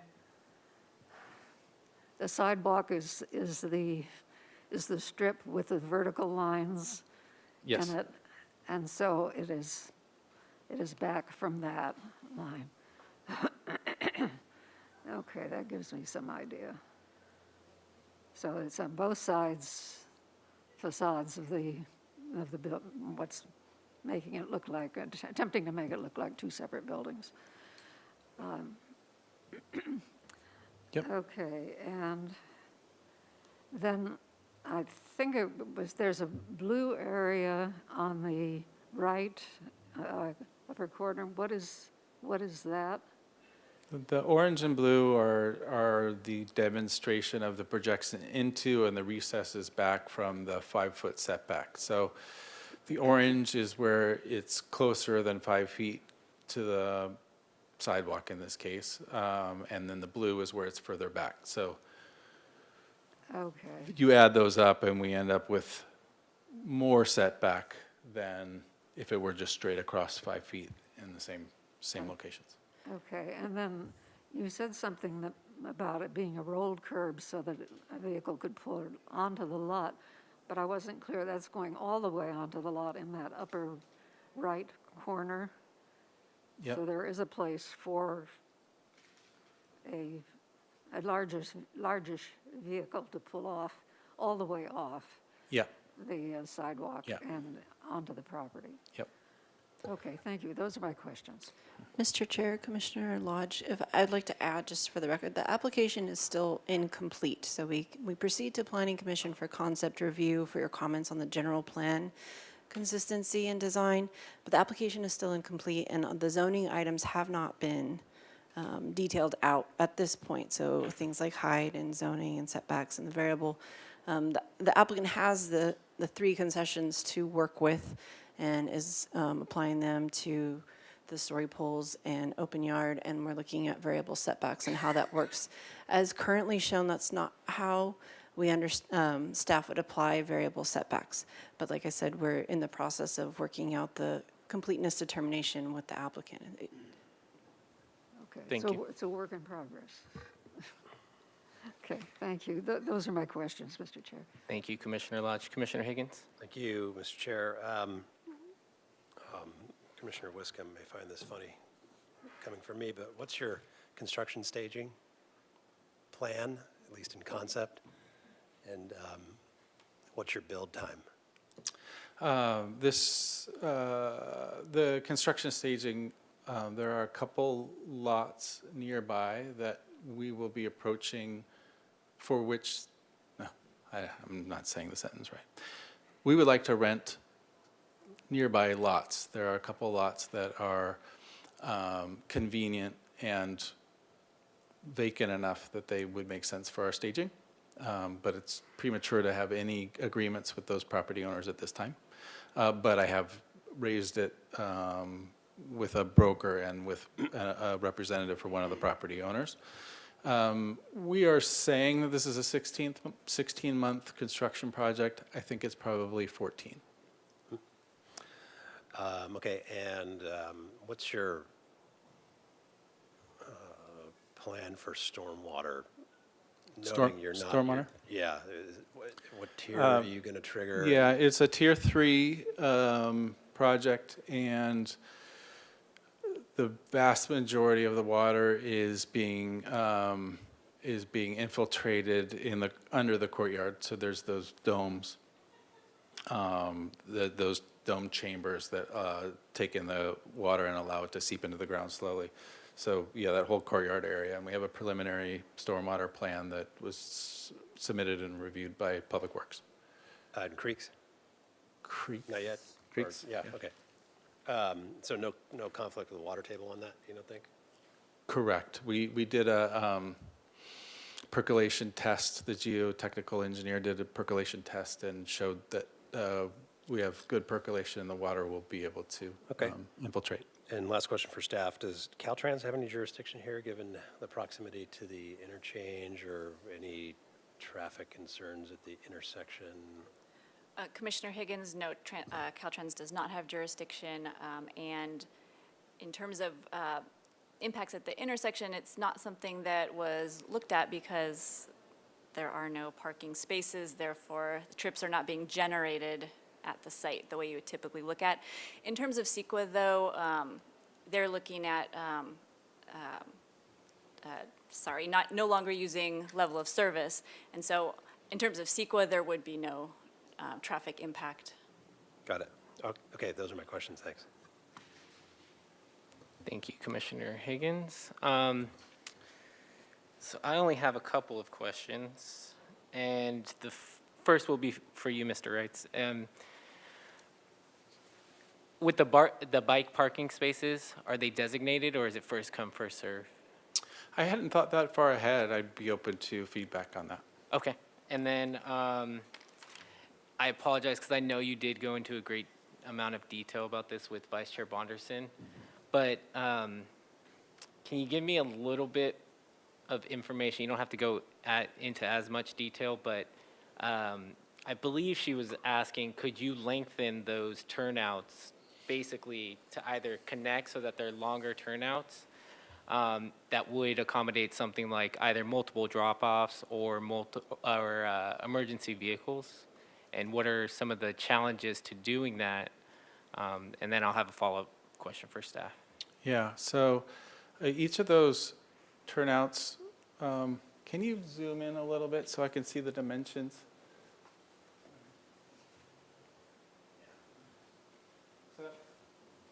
That first one from, is about 40 feet long. So a typical parking space is 18.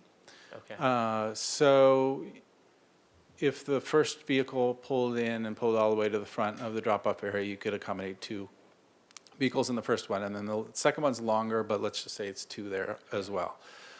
So I'd say, if the potential is there for 4 vehicles at any given time, I would think that would be very unlikely, and also, I think it'd be unlikely to occur.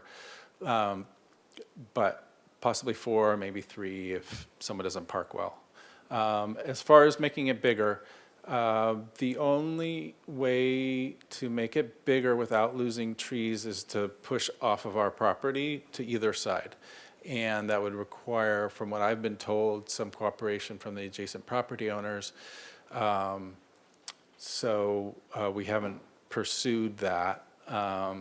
I thought it was maybe just Public Works jurisdiction and they could make the decision. They said we'd have to talk to the adjacent property owners about it. Otherwise, making those longer towards the middle, those 2 trees would be impacted. A third turnout in the middle is feasible with the possible caveat that the monitoring wells would be impacted. So how that would happen and how those would be cut lower and capped would be for further investigation. But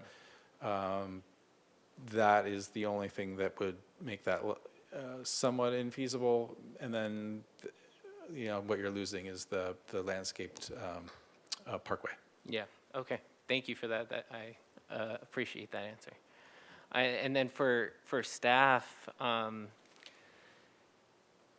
because I'm thinking about like a fire truck, right? I imagine that these are long enough to fit an ambulance, but typically they come in pairs. They come with the fire truck and the ambulance together. So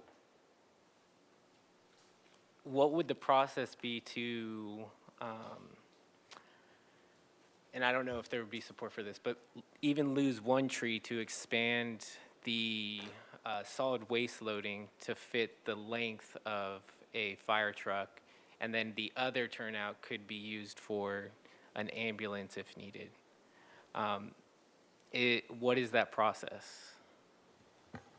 Chair Escobedo, so I think your commission could make comments in that regard, and if the applicant is willing to explore that, you can remove street trees with approval of the Street Tree Advisory Committee, as long as they were supportive, and Public Works, again, and Transportation being supportive of the design in terms of maneuverability. Okay. And for partnering with the neighbor, the adjacent neighbor, to go off the property line to extend the turnout that way, what sort of burden is that on this project, and is there additional permitting, additional fees that would be paid? Chair Escobedo, yes, so public improvements require a public improvement permit from Public Works, so that would be in addition to the building permit. It would probably be a private negotiation as to the cost of who's bearing that construction cost, if it's split, or if it's in the developer's interest to do the whole thing. So it'd be both the construction costs and also permitting of Public Works improvement permit, depending on. Would it be included in this project, or would it be considered, since it's on another property, a completely different project?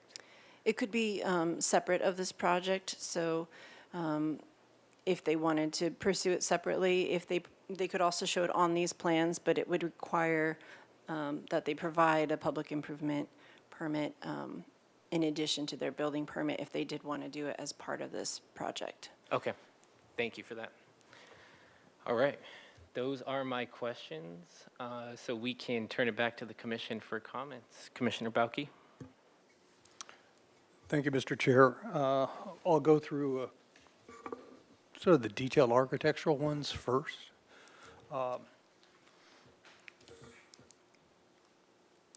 I think the courtyard's very important in this project, and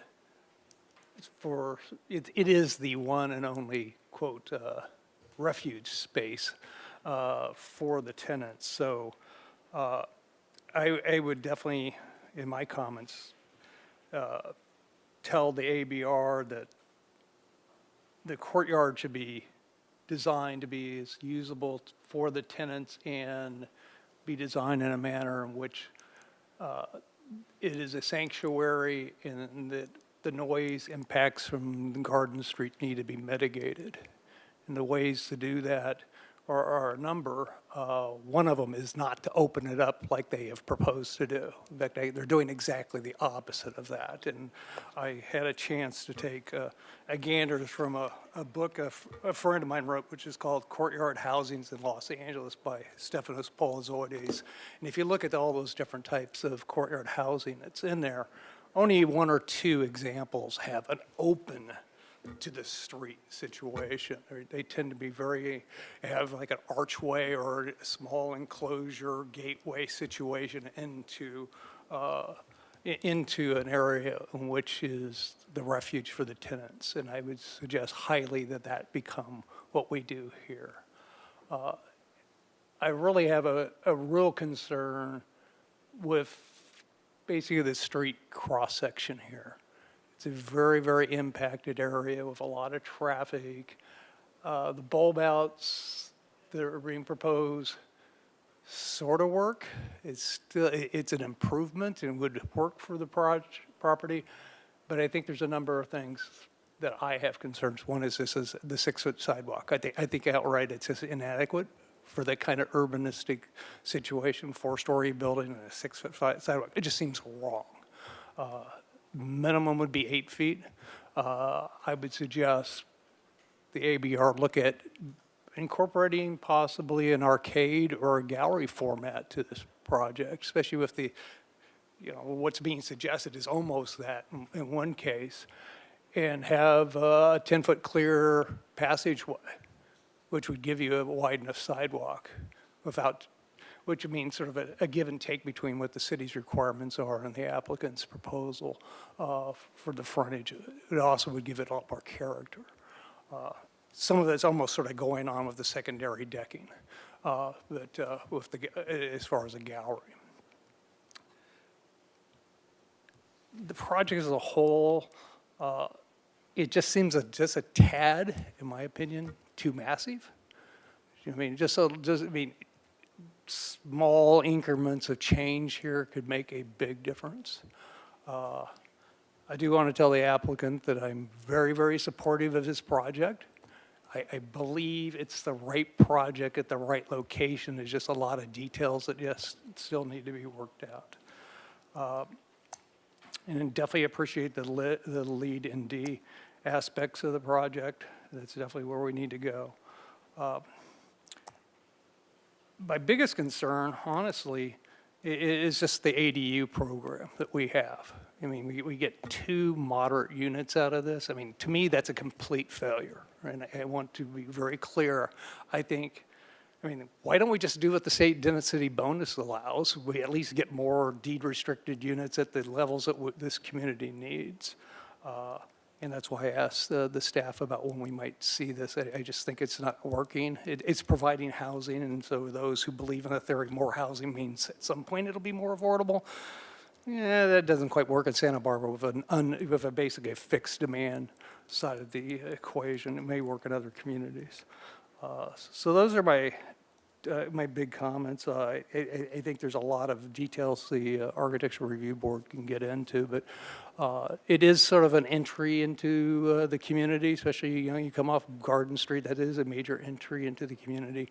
So I think that one corner that's sort of next to Office Max might need some more articulation. I do agree with the ABR's comments of breaking it down and sort of bite-sized pieces, we'll call it that, and with a little different elements. So those are my comments. Thank you.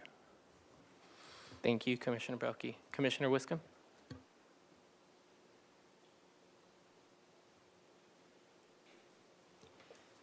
Thank you, Mr. Chair. I'll just start by saying the site is currently an eyesore, so improvements are appreciated, and especially housing. I think that's really exciting, and the sustainability aspects of the project are admirable.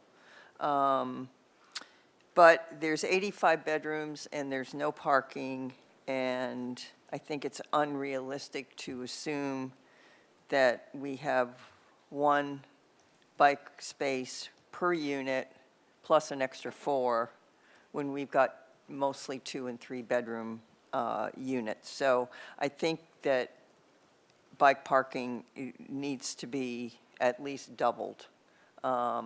You've got to assume if you're in a 3-bedroom unit that there's more than 1 bike owner. Okay, so the street frontage, the staff report talked about this. The street frontage has smaller scale development, so neighborhood compatibility has been an issue here, and it does remain an issue for me. It's unfortunate we didn't have the landscape plan because I felt that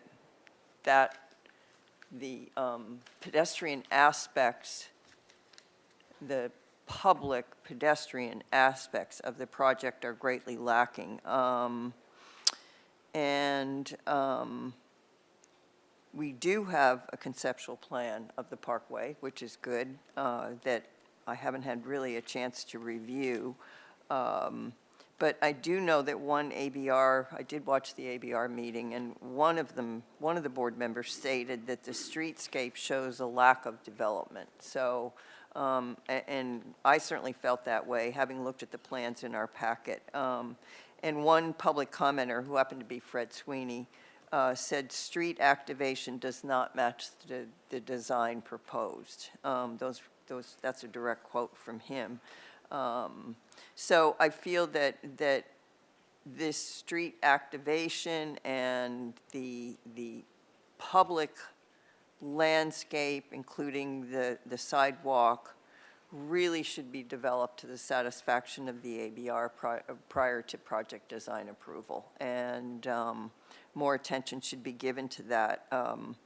There's basically, no matter where you go, unless you're getting on a bike, you're walking out of the building, and that's got to be a pleasant experience. Or if you're walking by and you're going to the funk zone, going to Yananali Street or something, that's got to be a pleasant experience. And I feel that that really, really needs to be developed.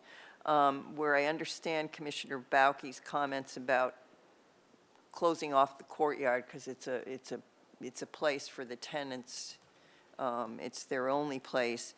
I do feel it's important for it to be open to the street so we don't have this alleyway approach on Garden Street. I just feel, it's straight sidewalk on Garden Street, not that much going on. At least being able to visually look into that courtyard, I think, and a fountain does help activate the pedestrian experience on the street.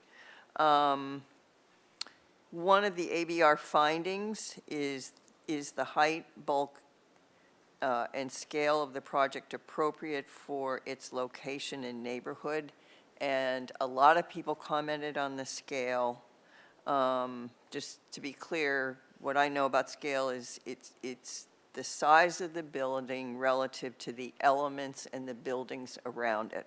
So I feel that the scale of this project it's not really appropriate for the neighborhood, and there needs to be some more work done to balance the scale and the aesthetics with the neighborhood, and so it becomes a sensitive development within the community. Land use element, LG 15, sustainable neighborhood planning, states that neighborhoods shall be encouraged to preserve and enhance sense of place. So again, I'm going back to that scale issue. I don't quite see the sense of place here yet. I think the scale is just too big for this area, and this could really be a remarkably great development with some changes, maybe losing a couple of the bedrooms and, putting in more landscaping and making it really interesting.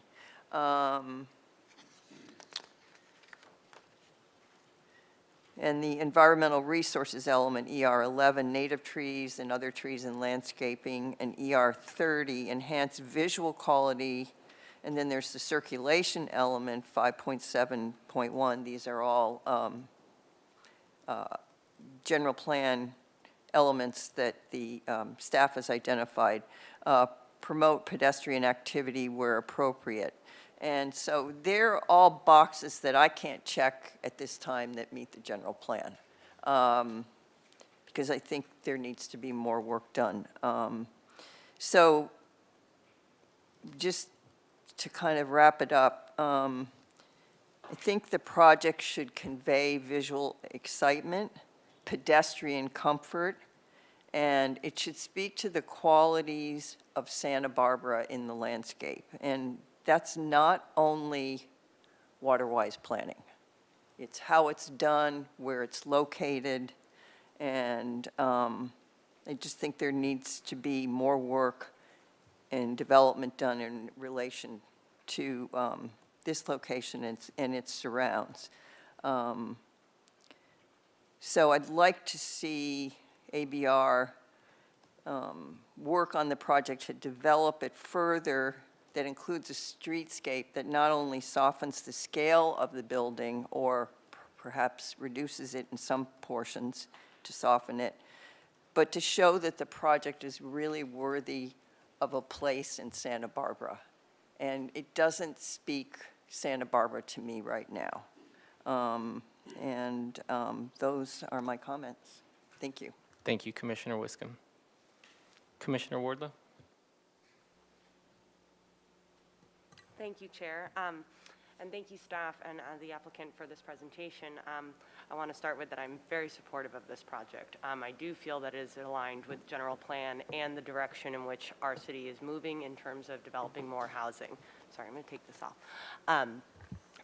I do have some concerns about the parking, but I look forward to seeing this project come to fruition and see and really have some type of a report or study from the staff on, how that's playing out in terms of bike use versus car ownership.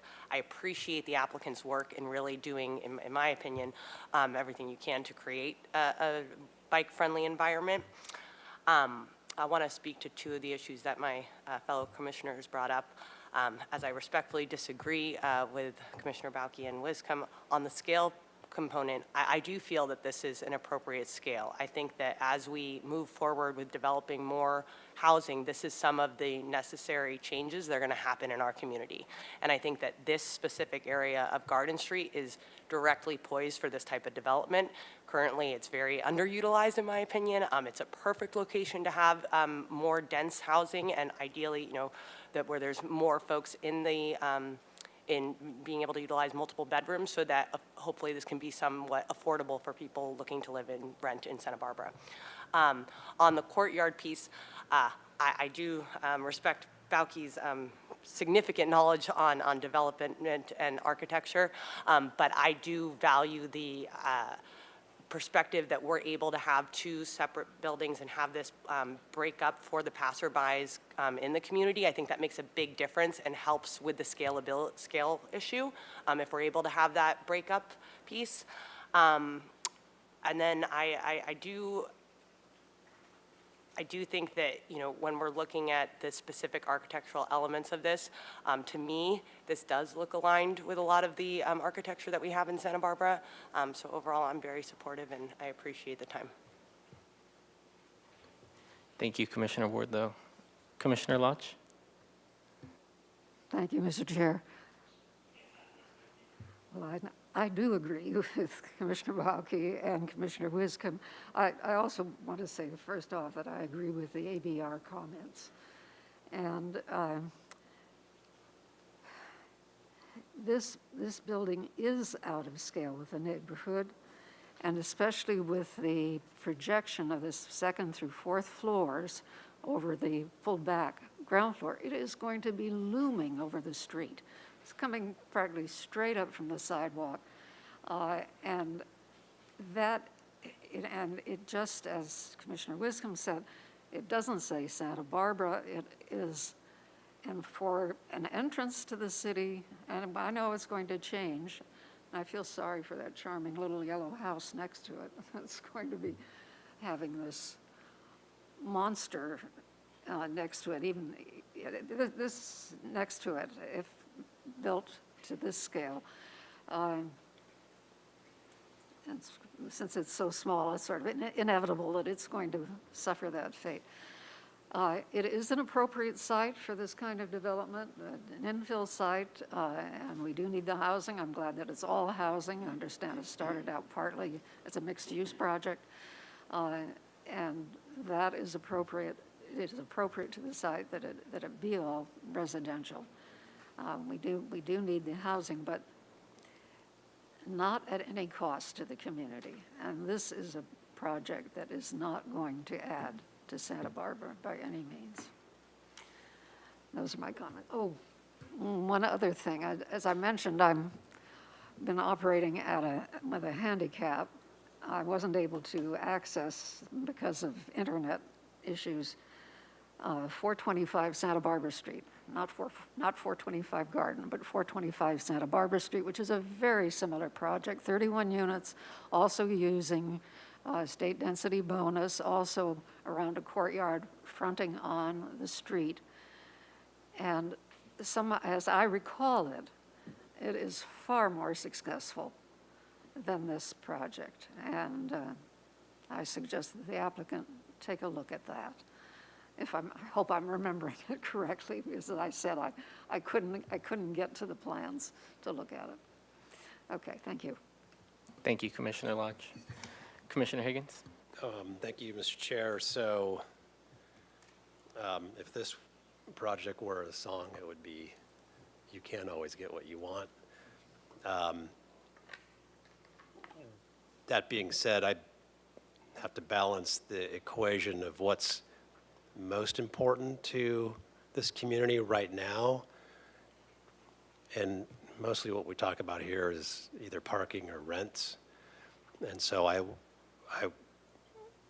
can handle congestion or parking if it's going to result in a project that's got lower rents than what we're seeing. So that being said, if the applicant were to make some changes to the project, it might advance this towards something that is a little bit more, I think, balanced. One thing that I think is necessary to see somehow is like a bike plan.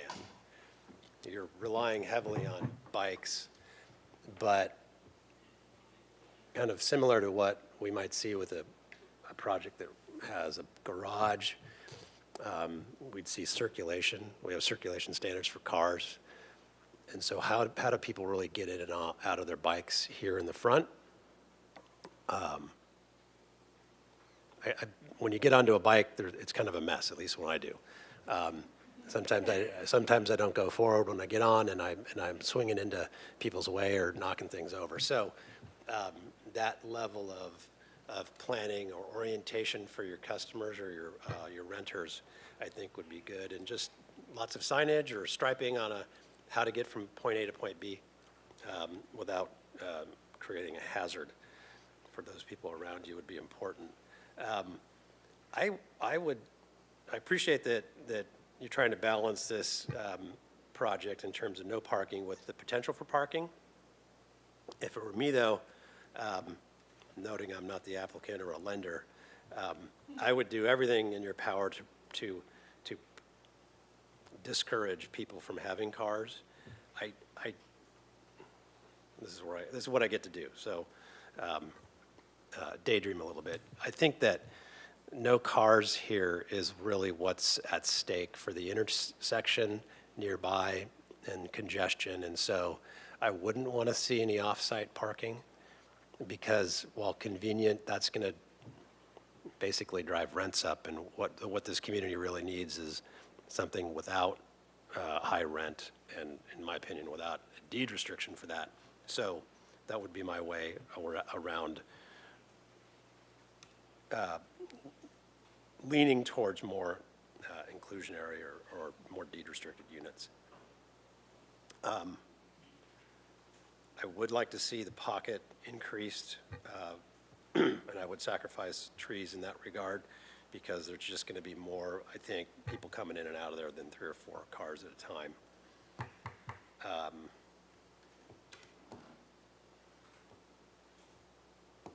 I would encourage you to meet with Ms. Feldman. And Ms. Feldman, don't hate the player, hate the game. Because this is part of the ordinances that are on the books that this commission and the city have belabored for a long time. And you can disagree with the concepts, but they're now codified. And the applicant is proposing something that checks a lot of boxes in that regard. So you're in a tough spot. And so I would hope that you guys could meet together and talk about things that are still of concern to you.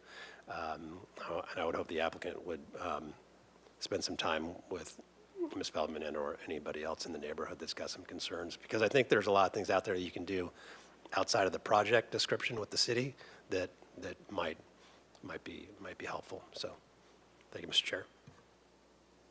Thank you, Commissioner Higgins. Vice Chair Bonderson? Thank you, Chair Escobedo.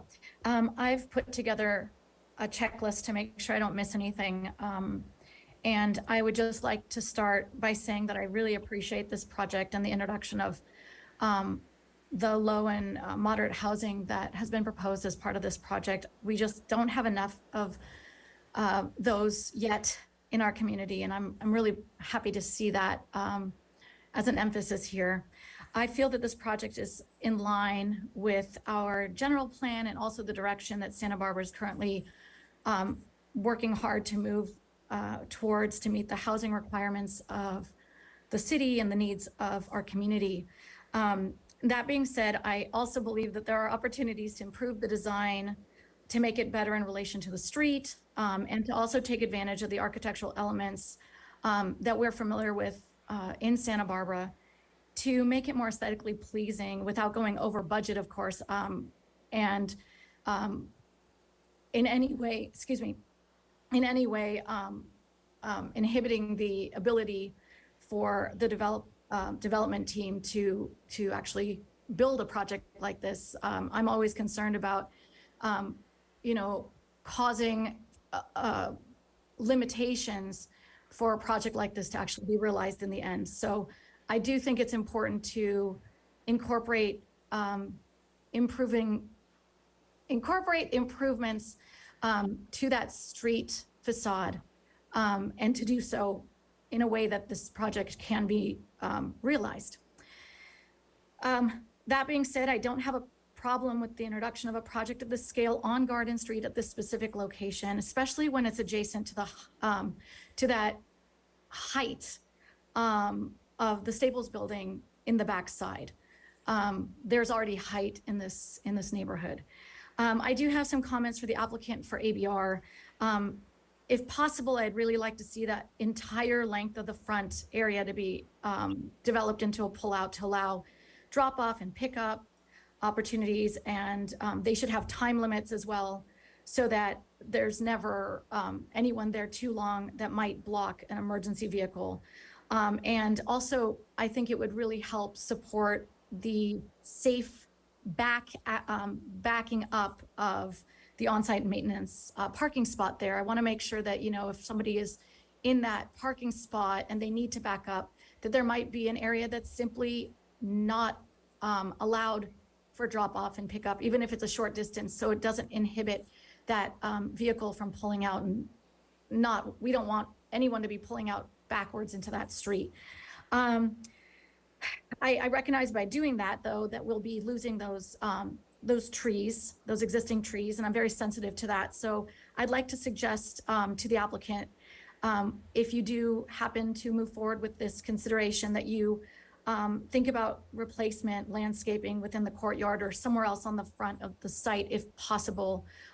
Maybe you're not planting trees of that scale because they're existing, but something else that will grow and make that area more aesthetically pleasing with natural landscape.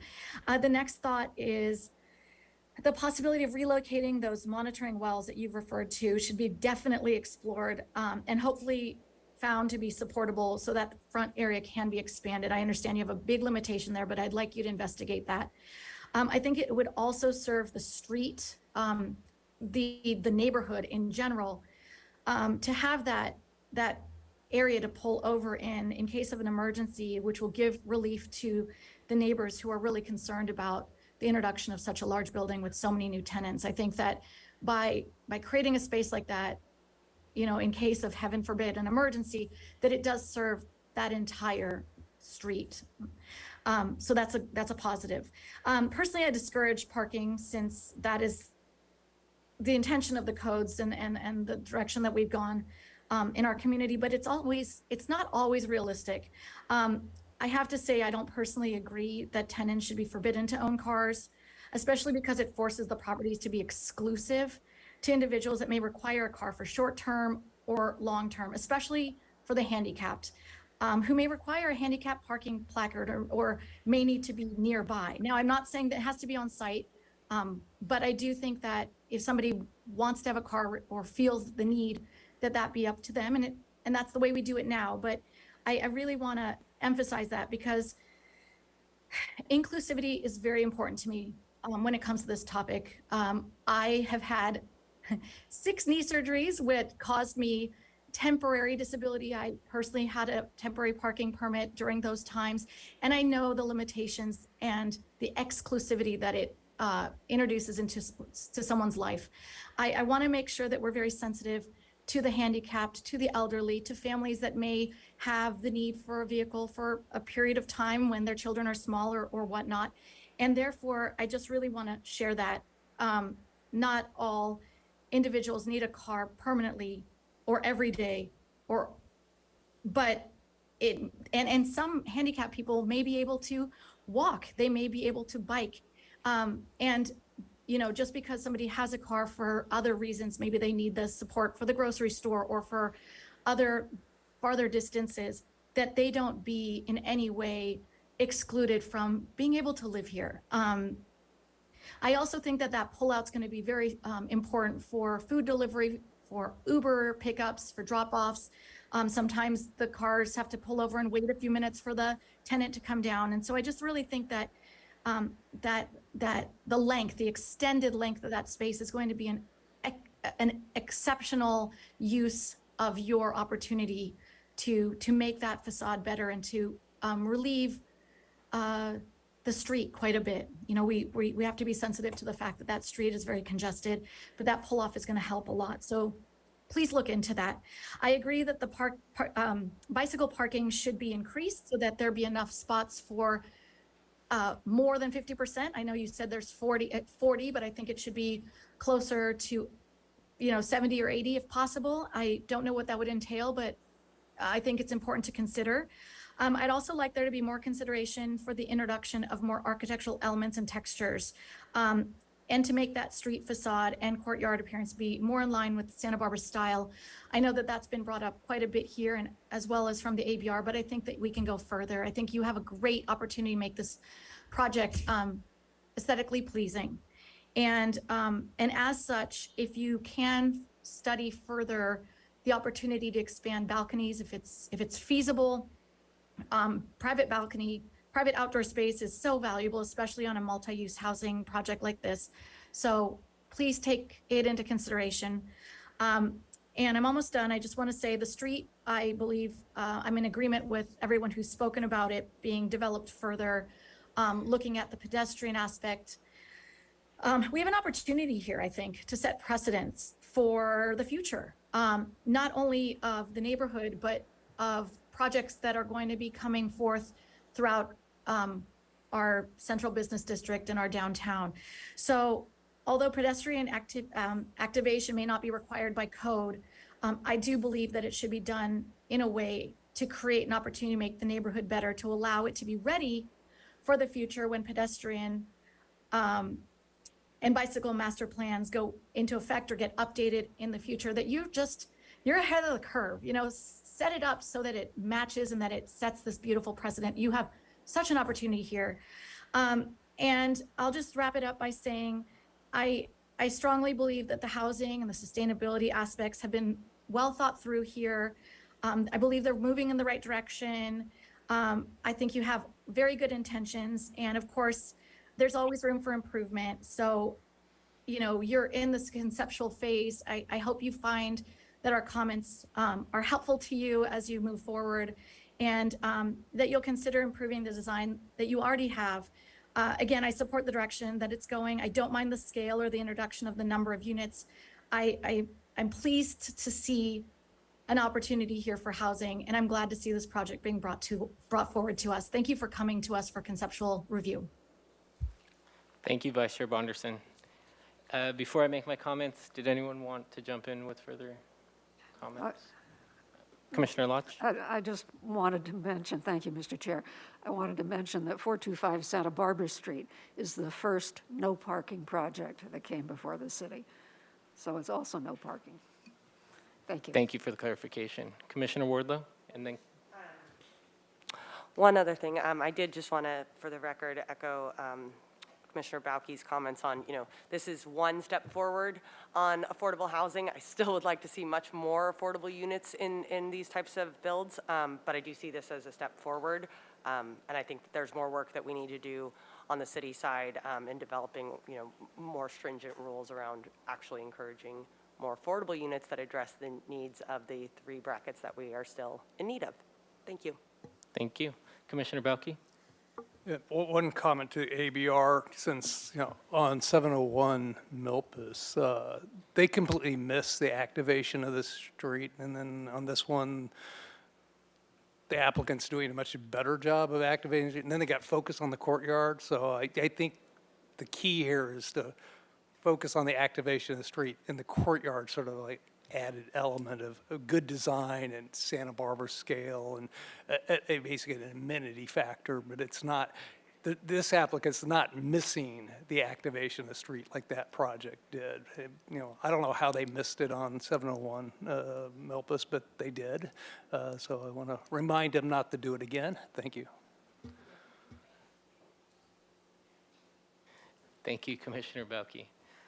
So I'll jump into my comments. I am very much in support of this project. I think that the size of this building, I really love the idea, and I'm glad that ABR pushed for this, is breaking it up the way it is. I think the courtyard plays a big role in that.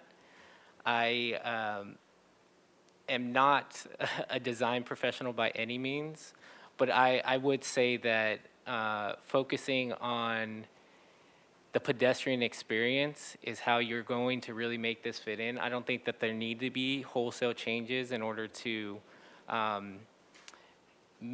fit the Santa Barbara context. I agree with Vice Chair Bonderson that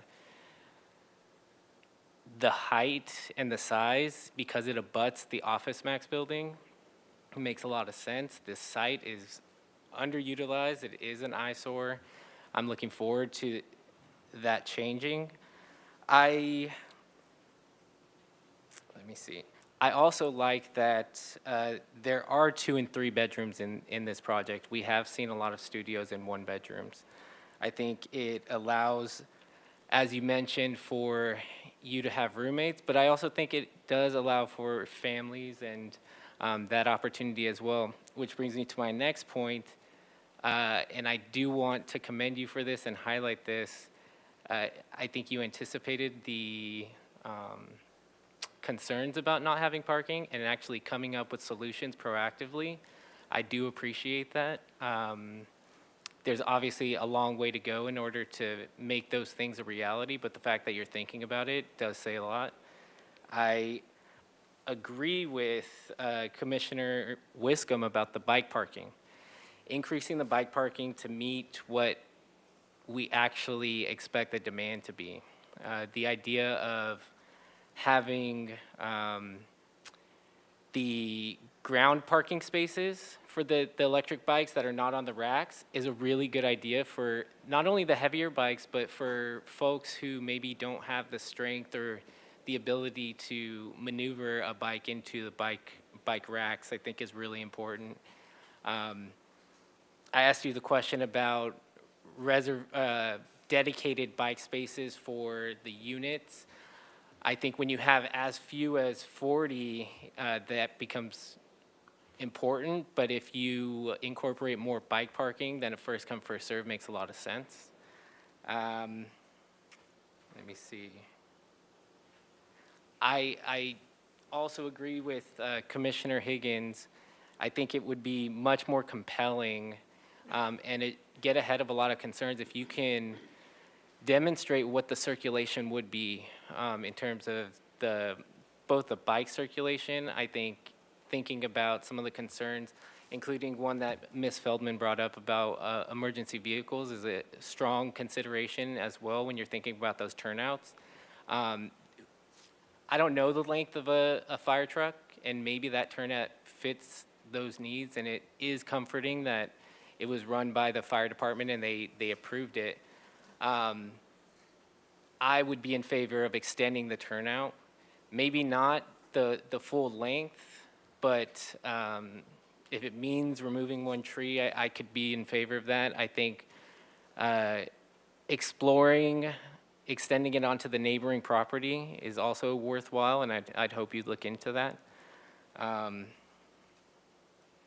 Because again, we never anticipate having to use emergency services, but we need to know that it's adequate enough in order to meet that need if it ever does unfortunately arise. Yeah, I personally, I'm hopeful that these units will be cheaper. And I know that is something that you definitely have top of mind. But I'm always skeptical. And I think we've heard affordable by design and in a lot of these conversations. And I'm hoping that this is true with this particular project. This is going to be one of 2 projects with no parking. And I think it is a big opportunity, especially for this particular location. It's very walkable, it's very bikeable, it's close to a lot of amenities. There's a grocery store nearby. There's an opportunity here, and I'm hoping that when this actually plays out in reality, that is the case, even for the market rate units. But I do agree with Commissioner Balke's point that I look forward to the day we update our multi-unit housing policy to really address our affordable housing needs. I'm hopeful in the new housing element, and I think that there's going to be a lot of opportunity there. But I hope it comes very, very soon. So with that, I think those are all my comments. Yeah. So, how should we do this? I wasn't taking notes on where the agreement was, and I think we have a little bit of disagreement. Yes. Commissioner Wiscombe? I took notes. I'm thinking that the motion should be fairly general, and I can take a stab at it if you want me to. That would be great. I don't know where it's going to go. Good but, luck. Yeah, so we're supposed to, this is PC comment and recommendation. Well, we've all made our comments, so that's, and they'll be available in detail to ABR. So the first one, the proposed design and improvements of the project. We're supposed to talk about that in the motion. So I think we all agree that we can support the project, possibly with some modifications, but the general support is there for the project. It will, we know the importance of housing in this community and the needs of housing, and appreciate the sustainability features and aspects of the project too. There was a lot of focus. I'm not doing a very good job at really saying this, but there's a lot of focus on the pedestrian experience, and there was some focus on the scale of the project. And I think that they're not necessarily mutually exclusive. I think that with some further work, the activation of the pedestrian experience, which is something I heard from several people here, and I think I said it myself, is something that needs to be studied further. Commissioner Bauke, this is an aside, but referred to 701 North Milpas and how that has no pedestrian experience. So I think that's something that needs to be worked on. And just as a side note, this commission did not review a landscape plan prior to this meeting. So, but there were comments about the pedestrian activation, and at the ABR meeting, Mr. Bauke said, or Commissioner Bauke said, he had concern with the street cross-section. Commissioner Lodge said it's out of scale. but it's an appropriate site for this type of development.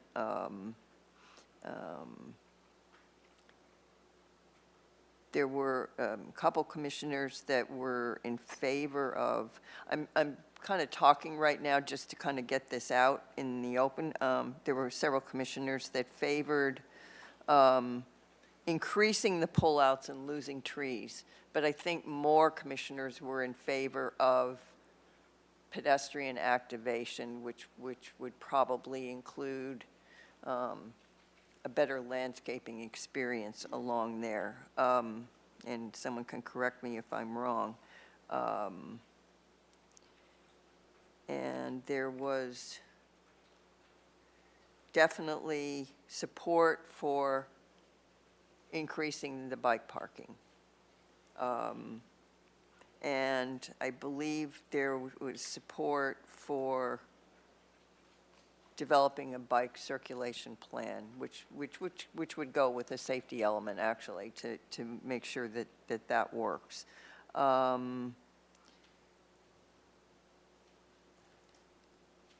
So,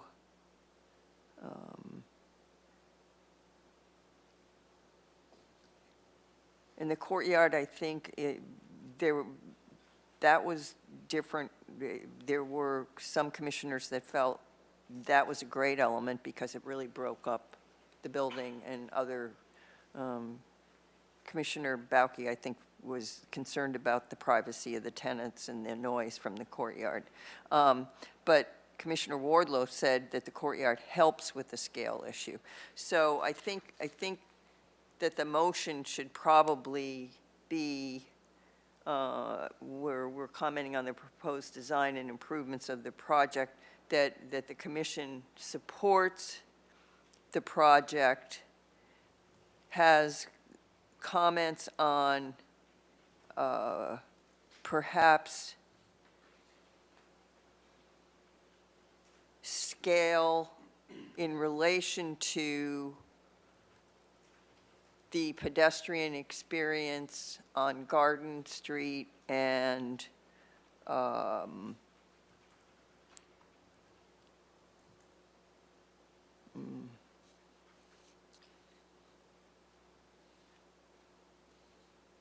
and the commission supports increased biking parking. Actually, I think doubling it would be appropriate in this case. And to ensure that the project, that the street facade is aesthetically pleasing. That was a comment from Commissioner Bonderson. So there are opportunities to improve the design and perhaps soften the scale and mass of the project with aesthetic improvements, particularly in the landscaping. And then the second part is the project's consistency with the general plan. Not all commissioners commented on that. I think that with continued work, the project will be consistent with the elements of the general plan that I brought up in my comments, and that, you know, we've just gone through a housing element update, or we're going through one, and the housing is a very important element of our general plan, and that this project is consistent with probably one of the most important elements of our general plan at this point in time. Does that sound like a motion? Commissioner Higgins, I see your light on. I'll give it a whirl. Wait. That's good reminders. But well, I can try to make a motion and we'll see where it goes. I thought I kind of had. Did you want to try to repeat that? I could, let me try to package it. So my motion is that the commission agrees that the project meets the intent of the general plan, and looks forward to the ABR working with the applicant on the following.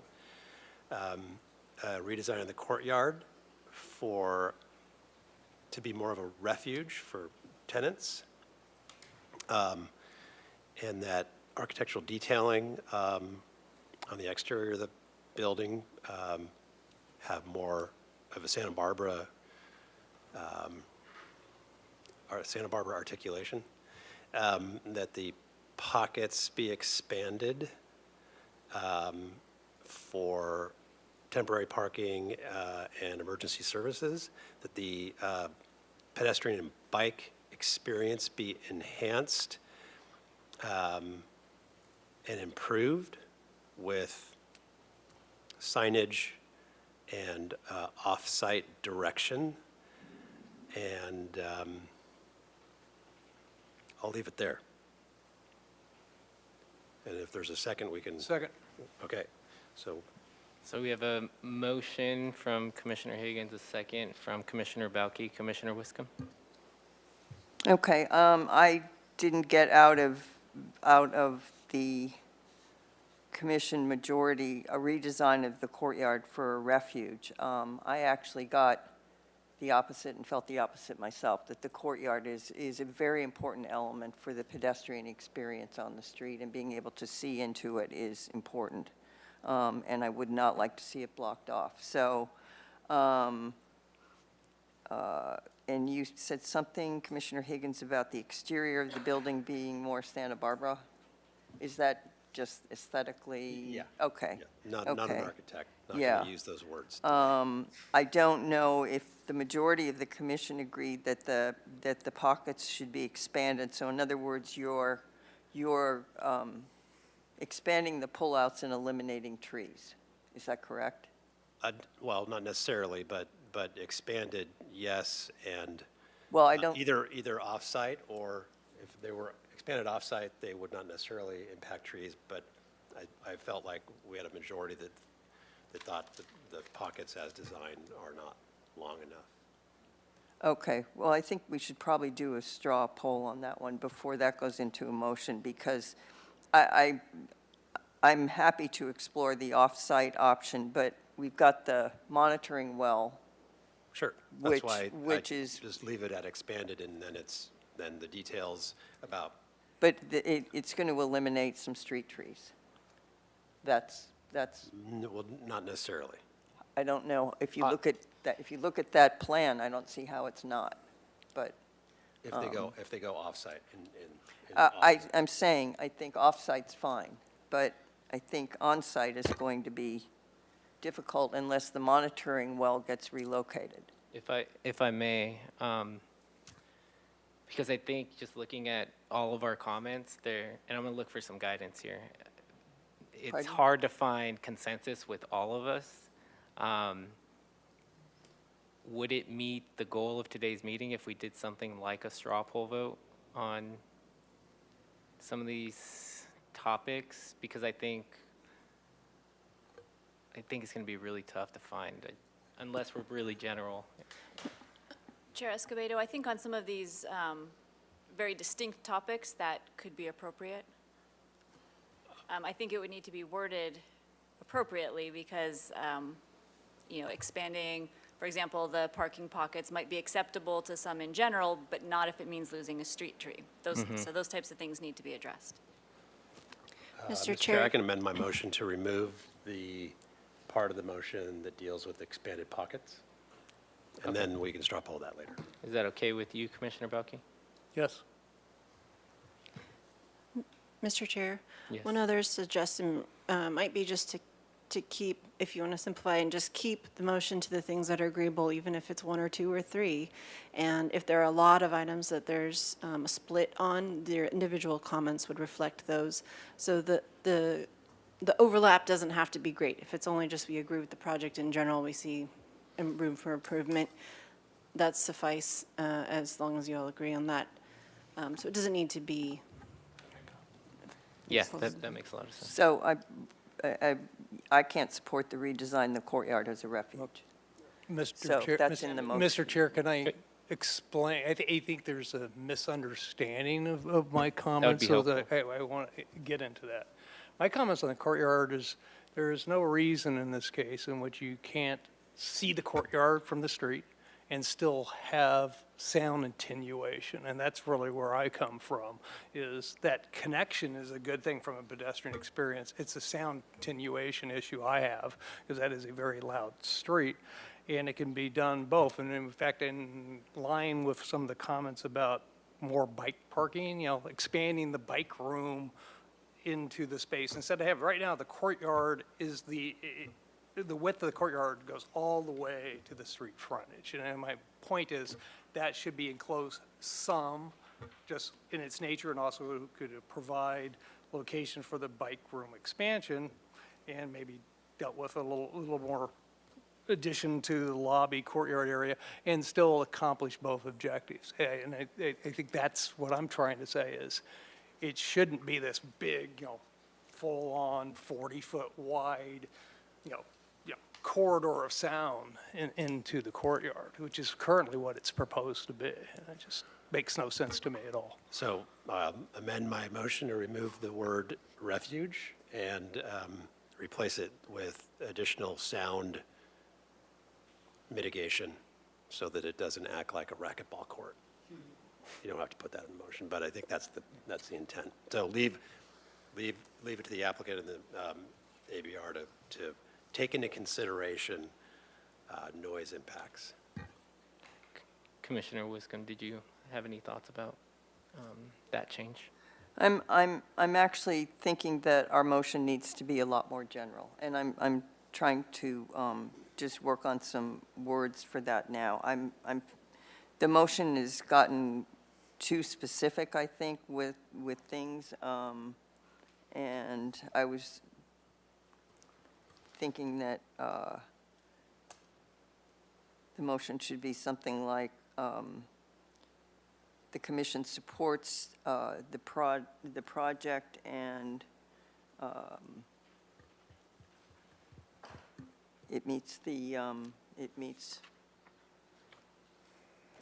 general plan, particularly the housing element, that there should be an increase in bike parking. There should be an enhancement of and improvements to the design to make it aesthetically pleasing for pedestrians.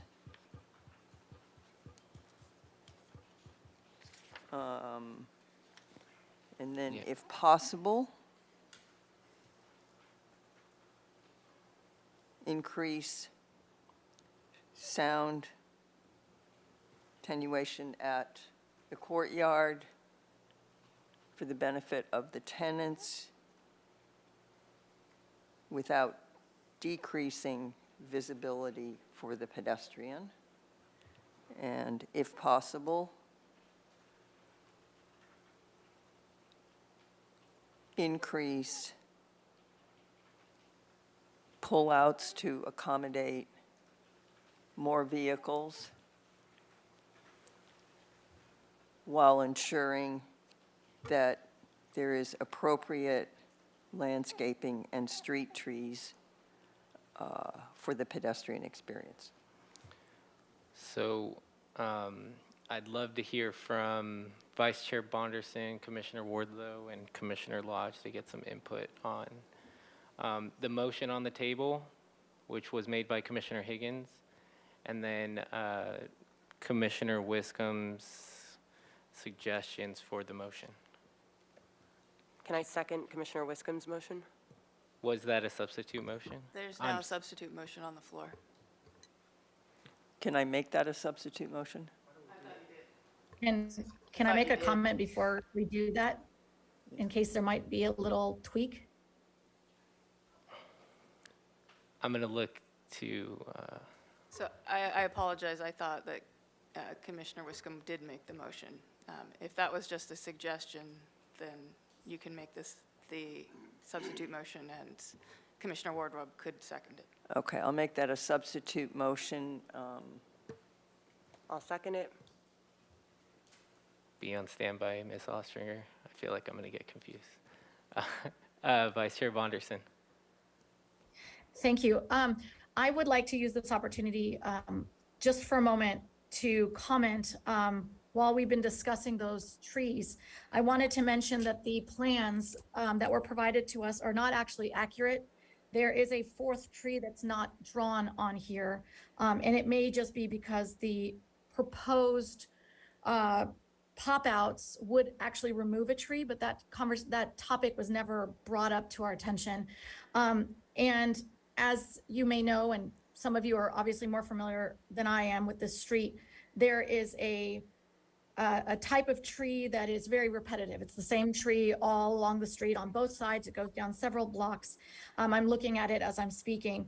And so I just wanted to mention, in order to even get the second pop out, the one that would be used for the waste collection lay-by and the pull-out for that maintenance vehicle, they're already proposing to pull out a tree. Just wanted you all to know if that changes anything. I wanted to comment on the substitute motion. I think that we still should go a little bit more general. That's just my comment. The specific about the facade of the courtyard being visibly unchanged to a passerby conflicts directly with what Commissioner Bauke is suggesting, that perhaps in order to get more space to double the bicycles, you're going to need to expand that room. And that might bring the open corridor at the street facade into a narrower opening.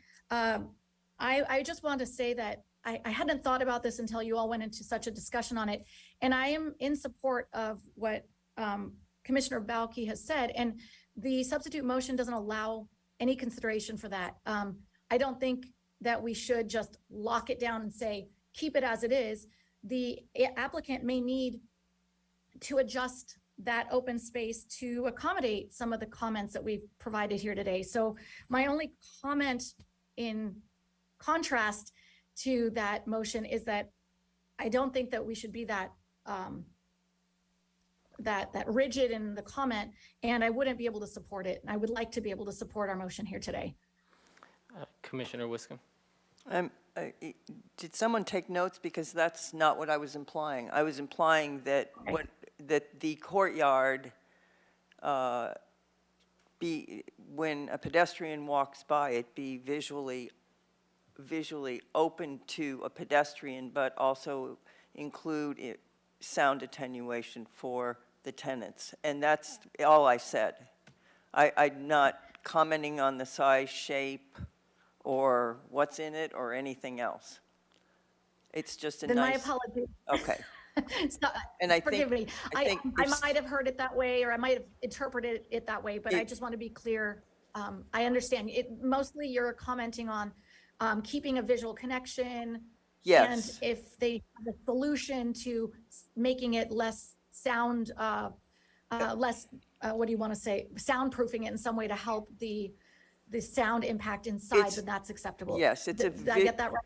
It's a visual connection with sound attenuation. That's what I was implying.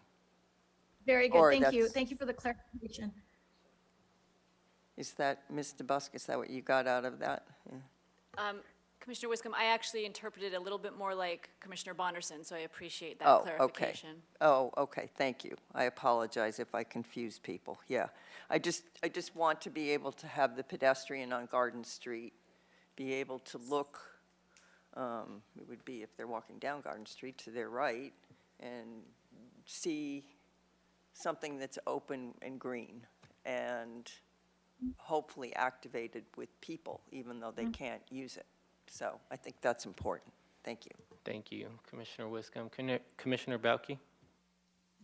Procedural question, do we have to withdraw the first motion, or how does this work?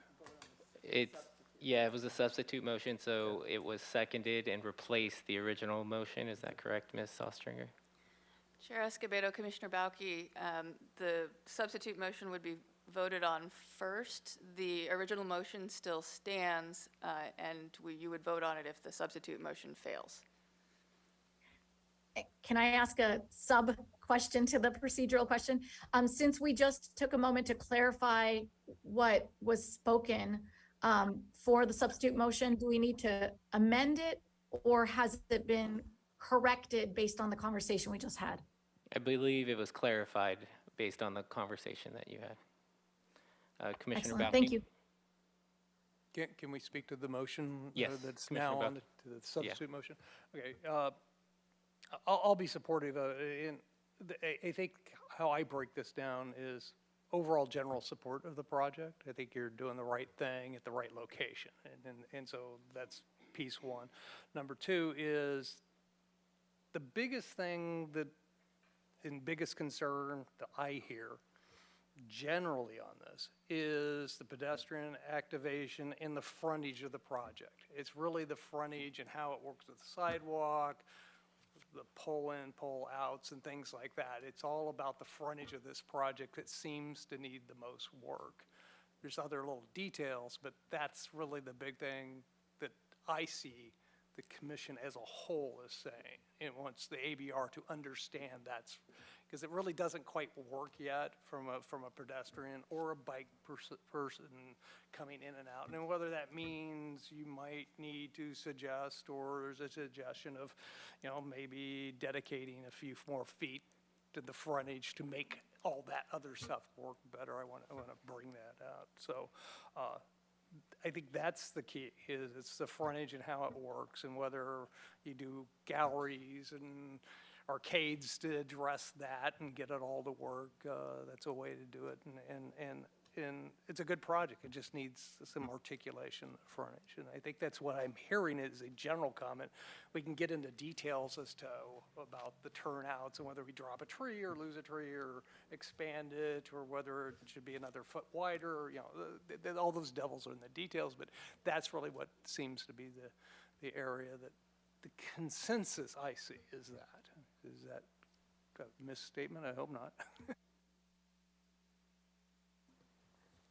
Commissioner Higgins? Yeah, I'll support that substitute.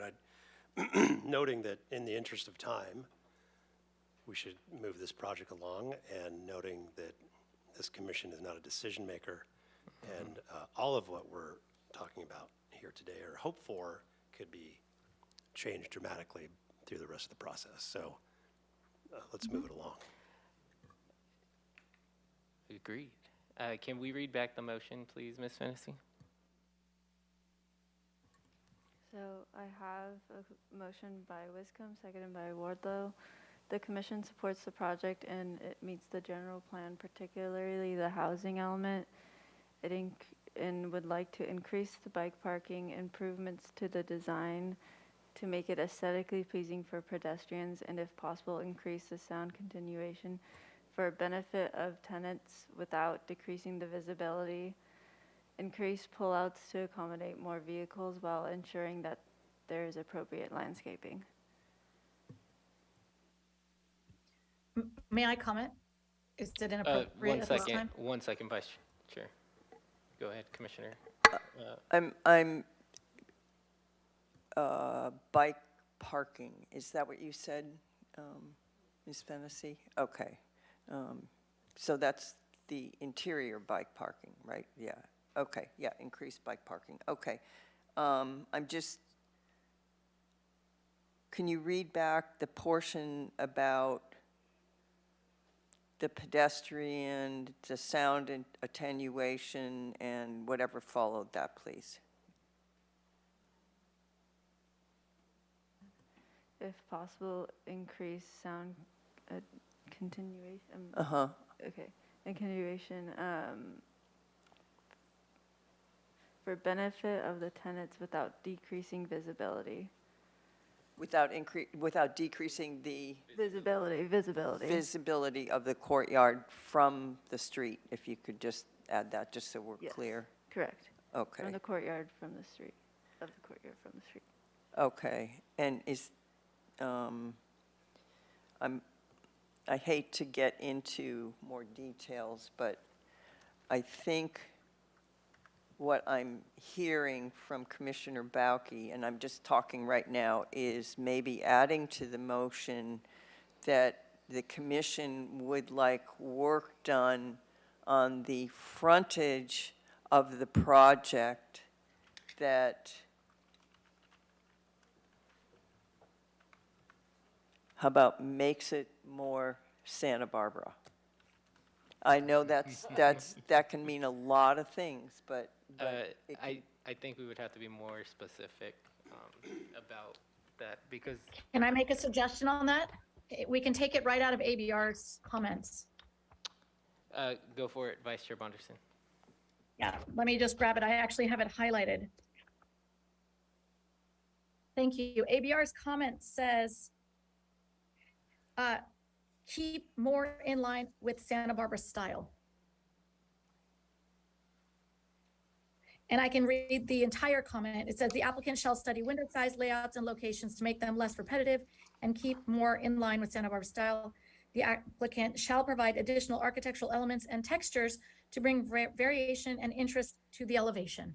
I think I'm going to jump in and say I think the motion was pretty good before that, and then it Okay. really confuses the. Okay, I'd like Commissioner Bauke's frontage, because that's really what we are talking about, but that's fine.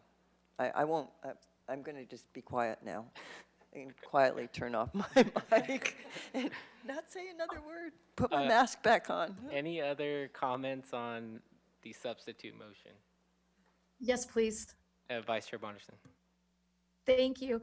I wanted to go back to the clarification that Commissioner Wiscombe asked Ms. Fennessy to make a few moments ago. That was why I had originally raised my hand. Talking about that sentence, and I may have to have her repeat it since a few minutes have gone by. The sound improvement and the decrease to the visibility. Do you mind reading just those few words?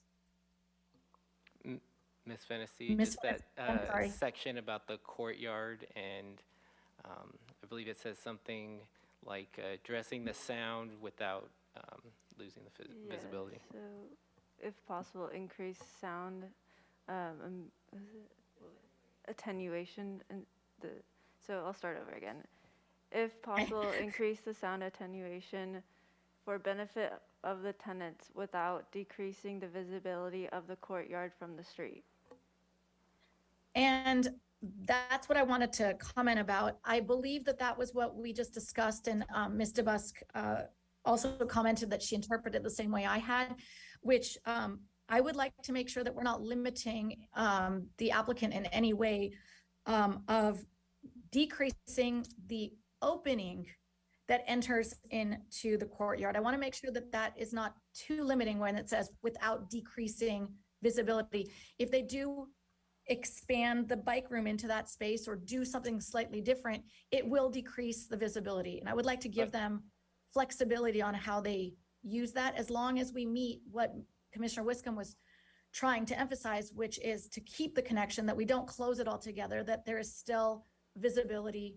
Can we re-articulate just those words to make sure that without decreasing isn't so strong? How about without eliminating? Yes, yeah. I'm comfortable with. Is that okay with Commissioner Ward, though? I mean, I think this is fine. I think we're getting like really into the nitty gritty here. I feel like we all have consensus that we really like the courtyard and we want the courtyard because it's important to break up the facade for passerbys. I think we all are in agreement that the outside, you know, how it looks to anybody and the pedestrian, that's of most importance. I think saying as long as it doesn't eliminate, that makes me more nervous because that makes it sound like we could go all the way to like making it 90% as visible as it is. I liked Commissioner Wiscombe's verbiage originally, but I won't, you know, pick hairs over this. Well, I think the applicant hears us loud and clear. I think we can move forward with the vote. Any other comments? All right, Ms. Fennessy, can we get a roll call vote on that motion, please? May I ask a question first? Absolutely. Did we agree on eliminating or decreasing? Without eliminating is where Okay. we fell. Got it. Thank you. Thank you. Okay. I will start with Commissioner Higgins. Aye. Commissioner Lodge. Yes. Commissioner Wardlow. Yes. Commissioner Wiscombe. Yes. Commissioner Bauke. Yes. Vice Chair Bonderson. Yes. And Chair Escobedo. Yes. Thank you. Motion passes. Thank you. Thank you to the applicant. Thank you, Ms. Feldman. Thank you to staff. They can be painful sometimes, but we appreciate it, and we're excited to see this project as it goes through and to its many iterations through the process. So thank you. All right, so we will close out item 3, and we'll move on to item 4, which is the administrative agenda, committee and liaison reports. Do we have a staff hearing officer liaison report? Yeah, Commissioner, Mr. Chair, since my last report, there's probably been 4 or 5 show hearings. Not aware of any appeals or any that have been particularly controversial. They consist of a lot of ADU announcements for coastal zone projects and open yard modifications and setback modifications.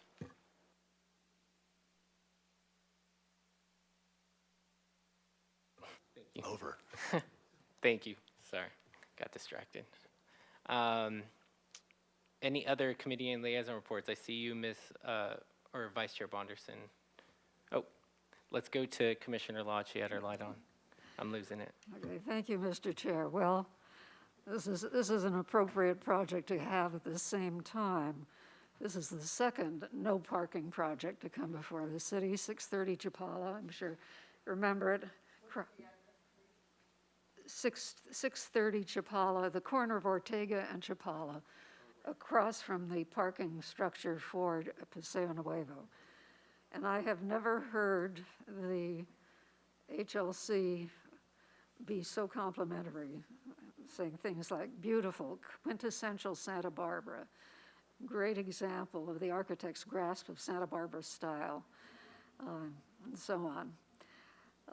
However, I do want to add that at the site visit for this project, I asked the architect developer what someone asked here, are rents going to be lower because there is no parking? And what he said was, rents will be what the market will bear, which is essentially what the applicant on 425 Garden Street said.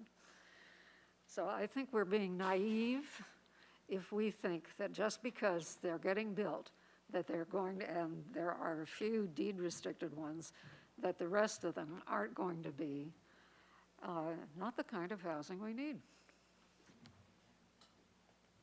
Thank you. Thank you, Commissioner Lodge. Other committee and liaison reports? All right, Vice Chair Bonderson, you're up. Thank you, Chair Escobedo. And I am going to lead by saying my apologies. I have several items to share, but I have done a lot of preparation in order to keep them as brief and introductory as possible. I think there's only 2 or 3 that I want to go into a little bit more detail, but generally I'm just going to introduce them and zip through. So much has happened at ABR since we last met. I'll start with July 25th. There were 3 projects. The first one I think is definitely worth speaking of. It's the first time we are seeing this at ABR for concept review. Project has come forth for 220 North Lacumba Road. I think many people have anticipated this. So I'm just going to read it straight off the sheet. It's a project that consists of demolition of all existing commercial buildings on site. This is where the Sears building is, and construction of a new 48-unit multifamily residential development, including community room, laundry, and lobby. All units would be deed restricted to low and very low income tenants with ratios to be announced. as a 100% affordable development under state density bonus program, unlimited density is allowable, along with exceeding the height limitations of the zone, which is 45 feet. I will let anyone who's interested read more about it or watch the meeting, but I'll just mention that there is a partial subterranean garage proposed, which will be used for residential parking with 3 stories of residential development above it. That was a project that didn't come for any type of decision, but it came for comments and it was continued indefinitely. The next one is a project we are all familiar with. It is on 121 East Mason Street. It came back again for redesign comments, and as you all know, it requires planning commission attention. So just be aware if you're interested, if you're keeping up with that project, it was reviewed again, July 25th. And it was continued indefinitely back to us at the Planning Commission. The next one is the one that we saw today. I won't comment on it, but it was seen on that same day. All right, moving along here fast. August 1st, I'll just mention that there was a review after final approval just to get all of the final comments cleaned up, and therefore 1812 San Pasquale has been approved with final, and that is a proposal for four new residential units, and it is using the city's AUD program.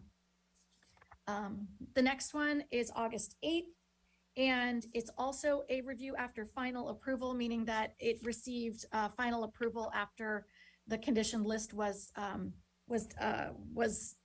addressed, and that is at 116 East Coda Street.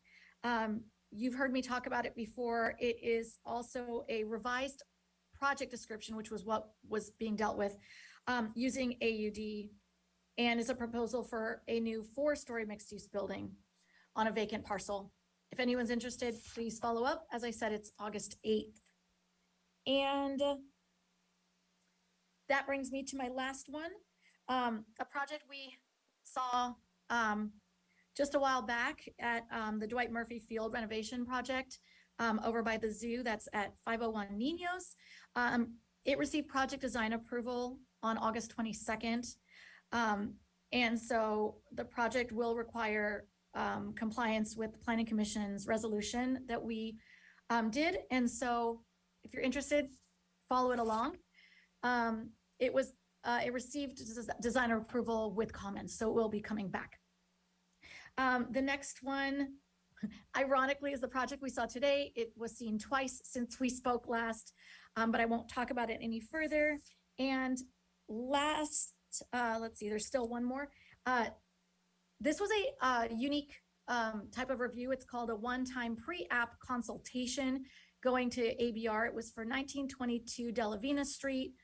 And it's a proposal which uses medium-high density AUD. It proposed 29 residential units on a site that currently has an existing commercial building, multiple buildings. And the idea is to retain it. So it's a project that if it comes forward, it'll be very interesting to follow along. Last but not least, the final one of the day, it's also a one-time pre-application consultation, twice in one hearing. And this one's quite interesting. It's at 418 North Milpas.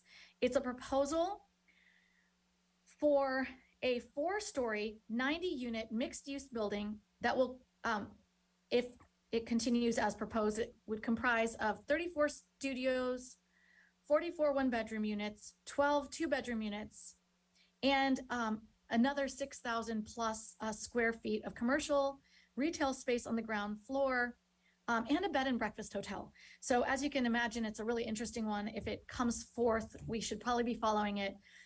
It proposes to have 9 very low income units which is, you know, the 15% of the 90. And the development plan approval would be required from the Planning Commission. So if it continues, we will see it. That concludes my ABR, and I just want to mention the State Street Advisory Committee was scheduled to meet on Monday, September 19th. It's been canceled, and the October, November, and December meetings have been proposed to change dates. I will let you know as those are finalized. So the next meeting will be in October. Thank you. Thank you. Thank you, Vice That was Chair a lot. Bonderson. You did Thank well. you. All right. So any other committee and liaison reports? I'm not seeing any. So we can adjourn this meeting at 4:05. Have a good evening, everyone.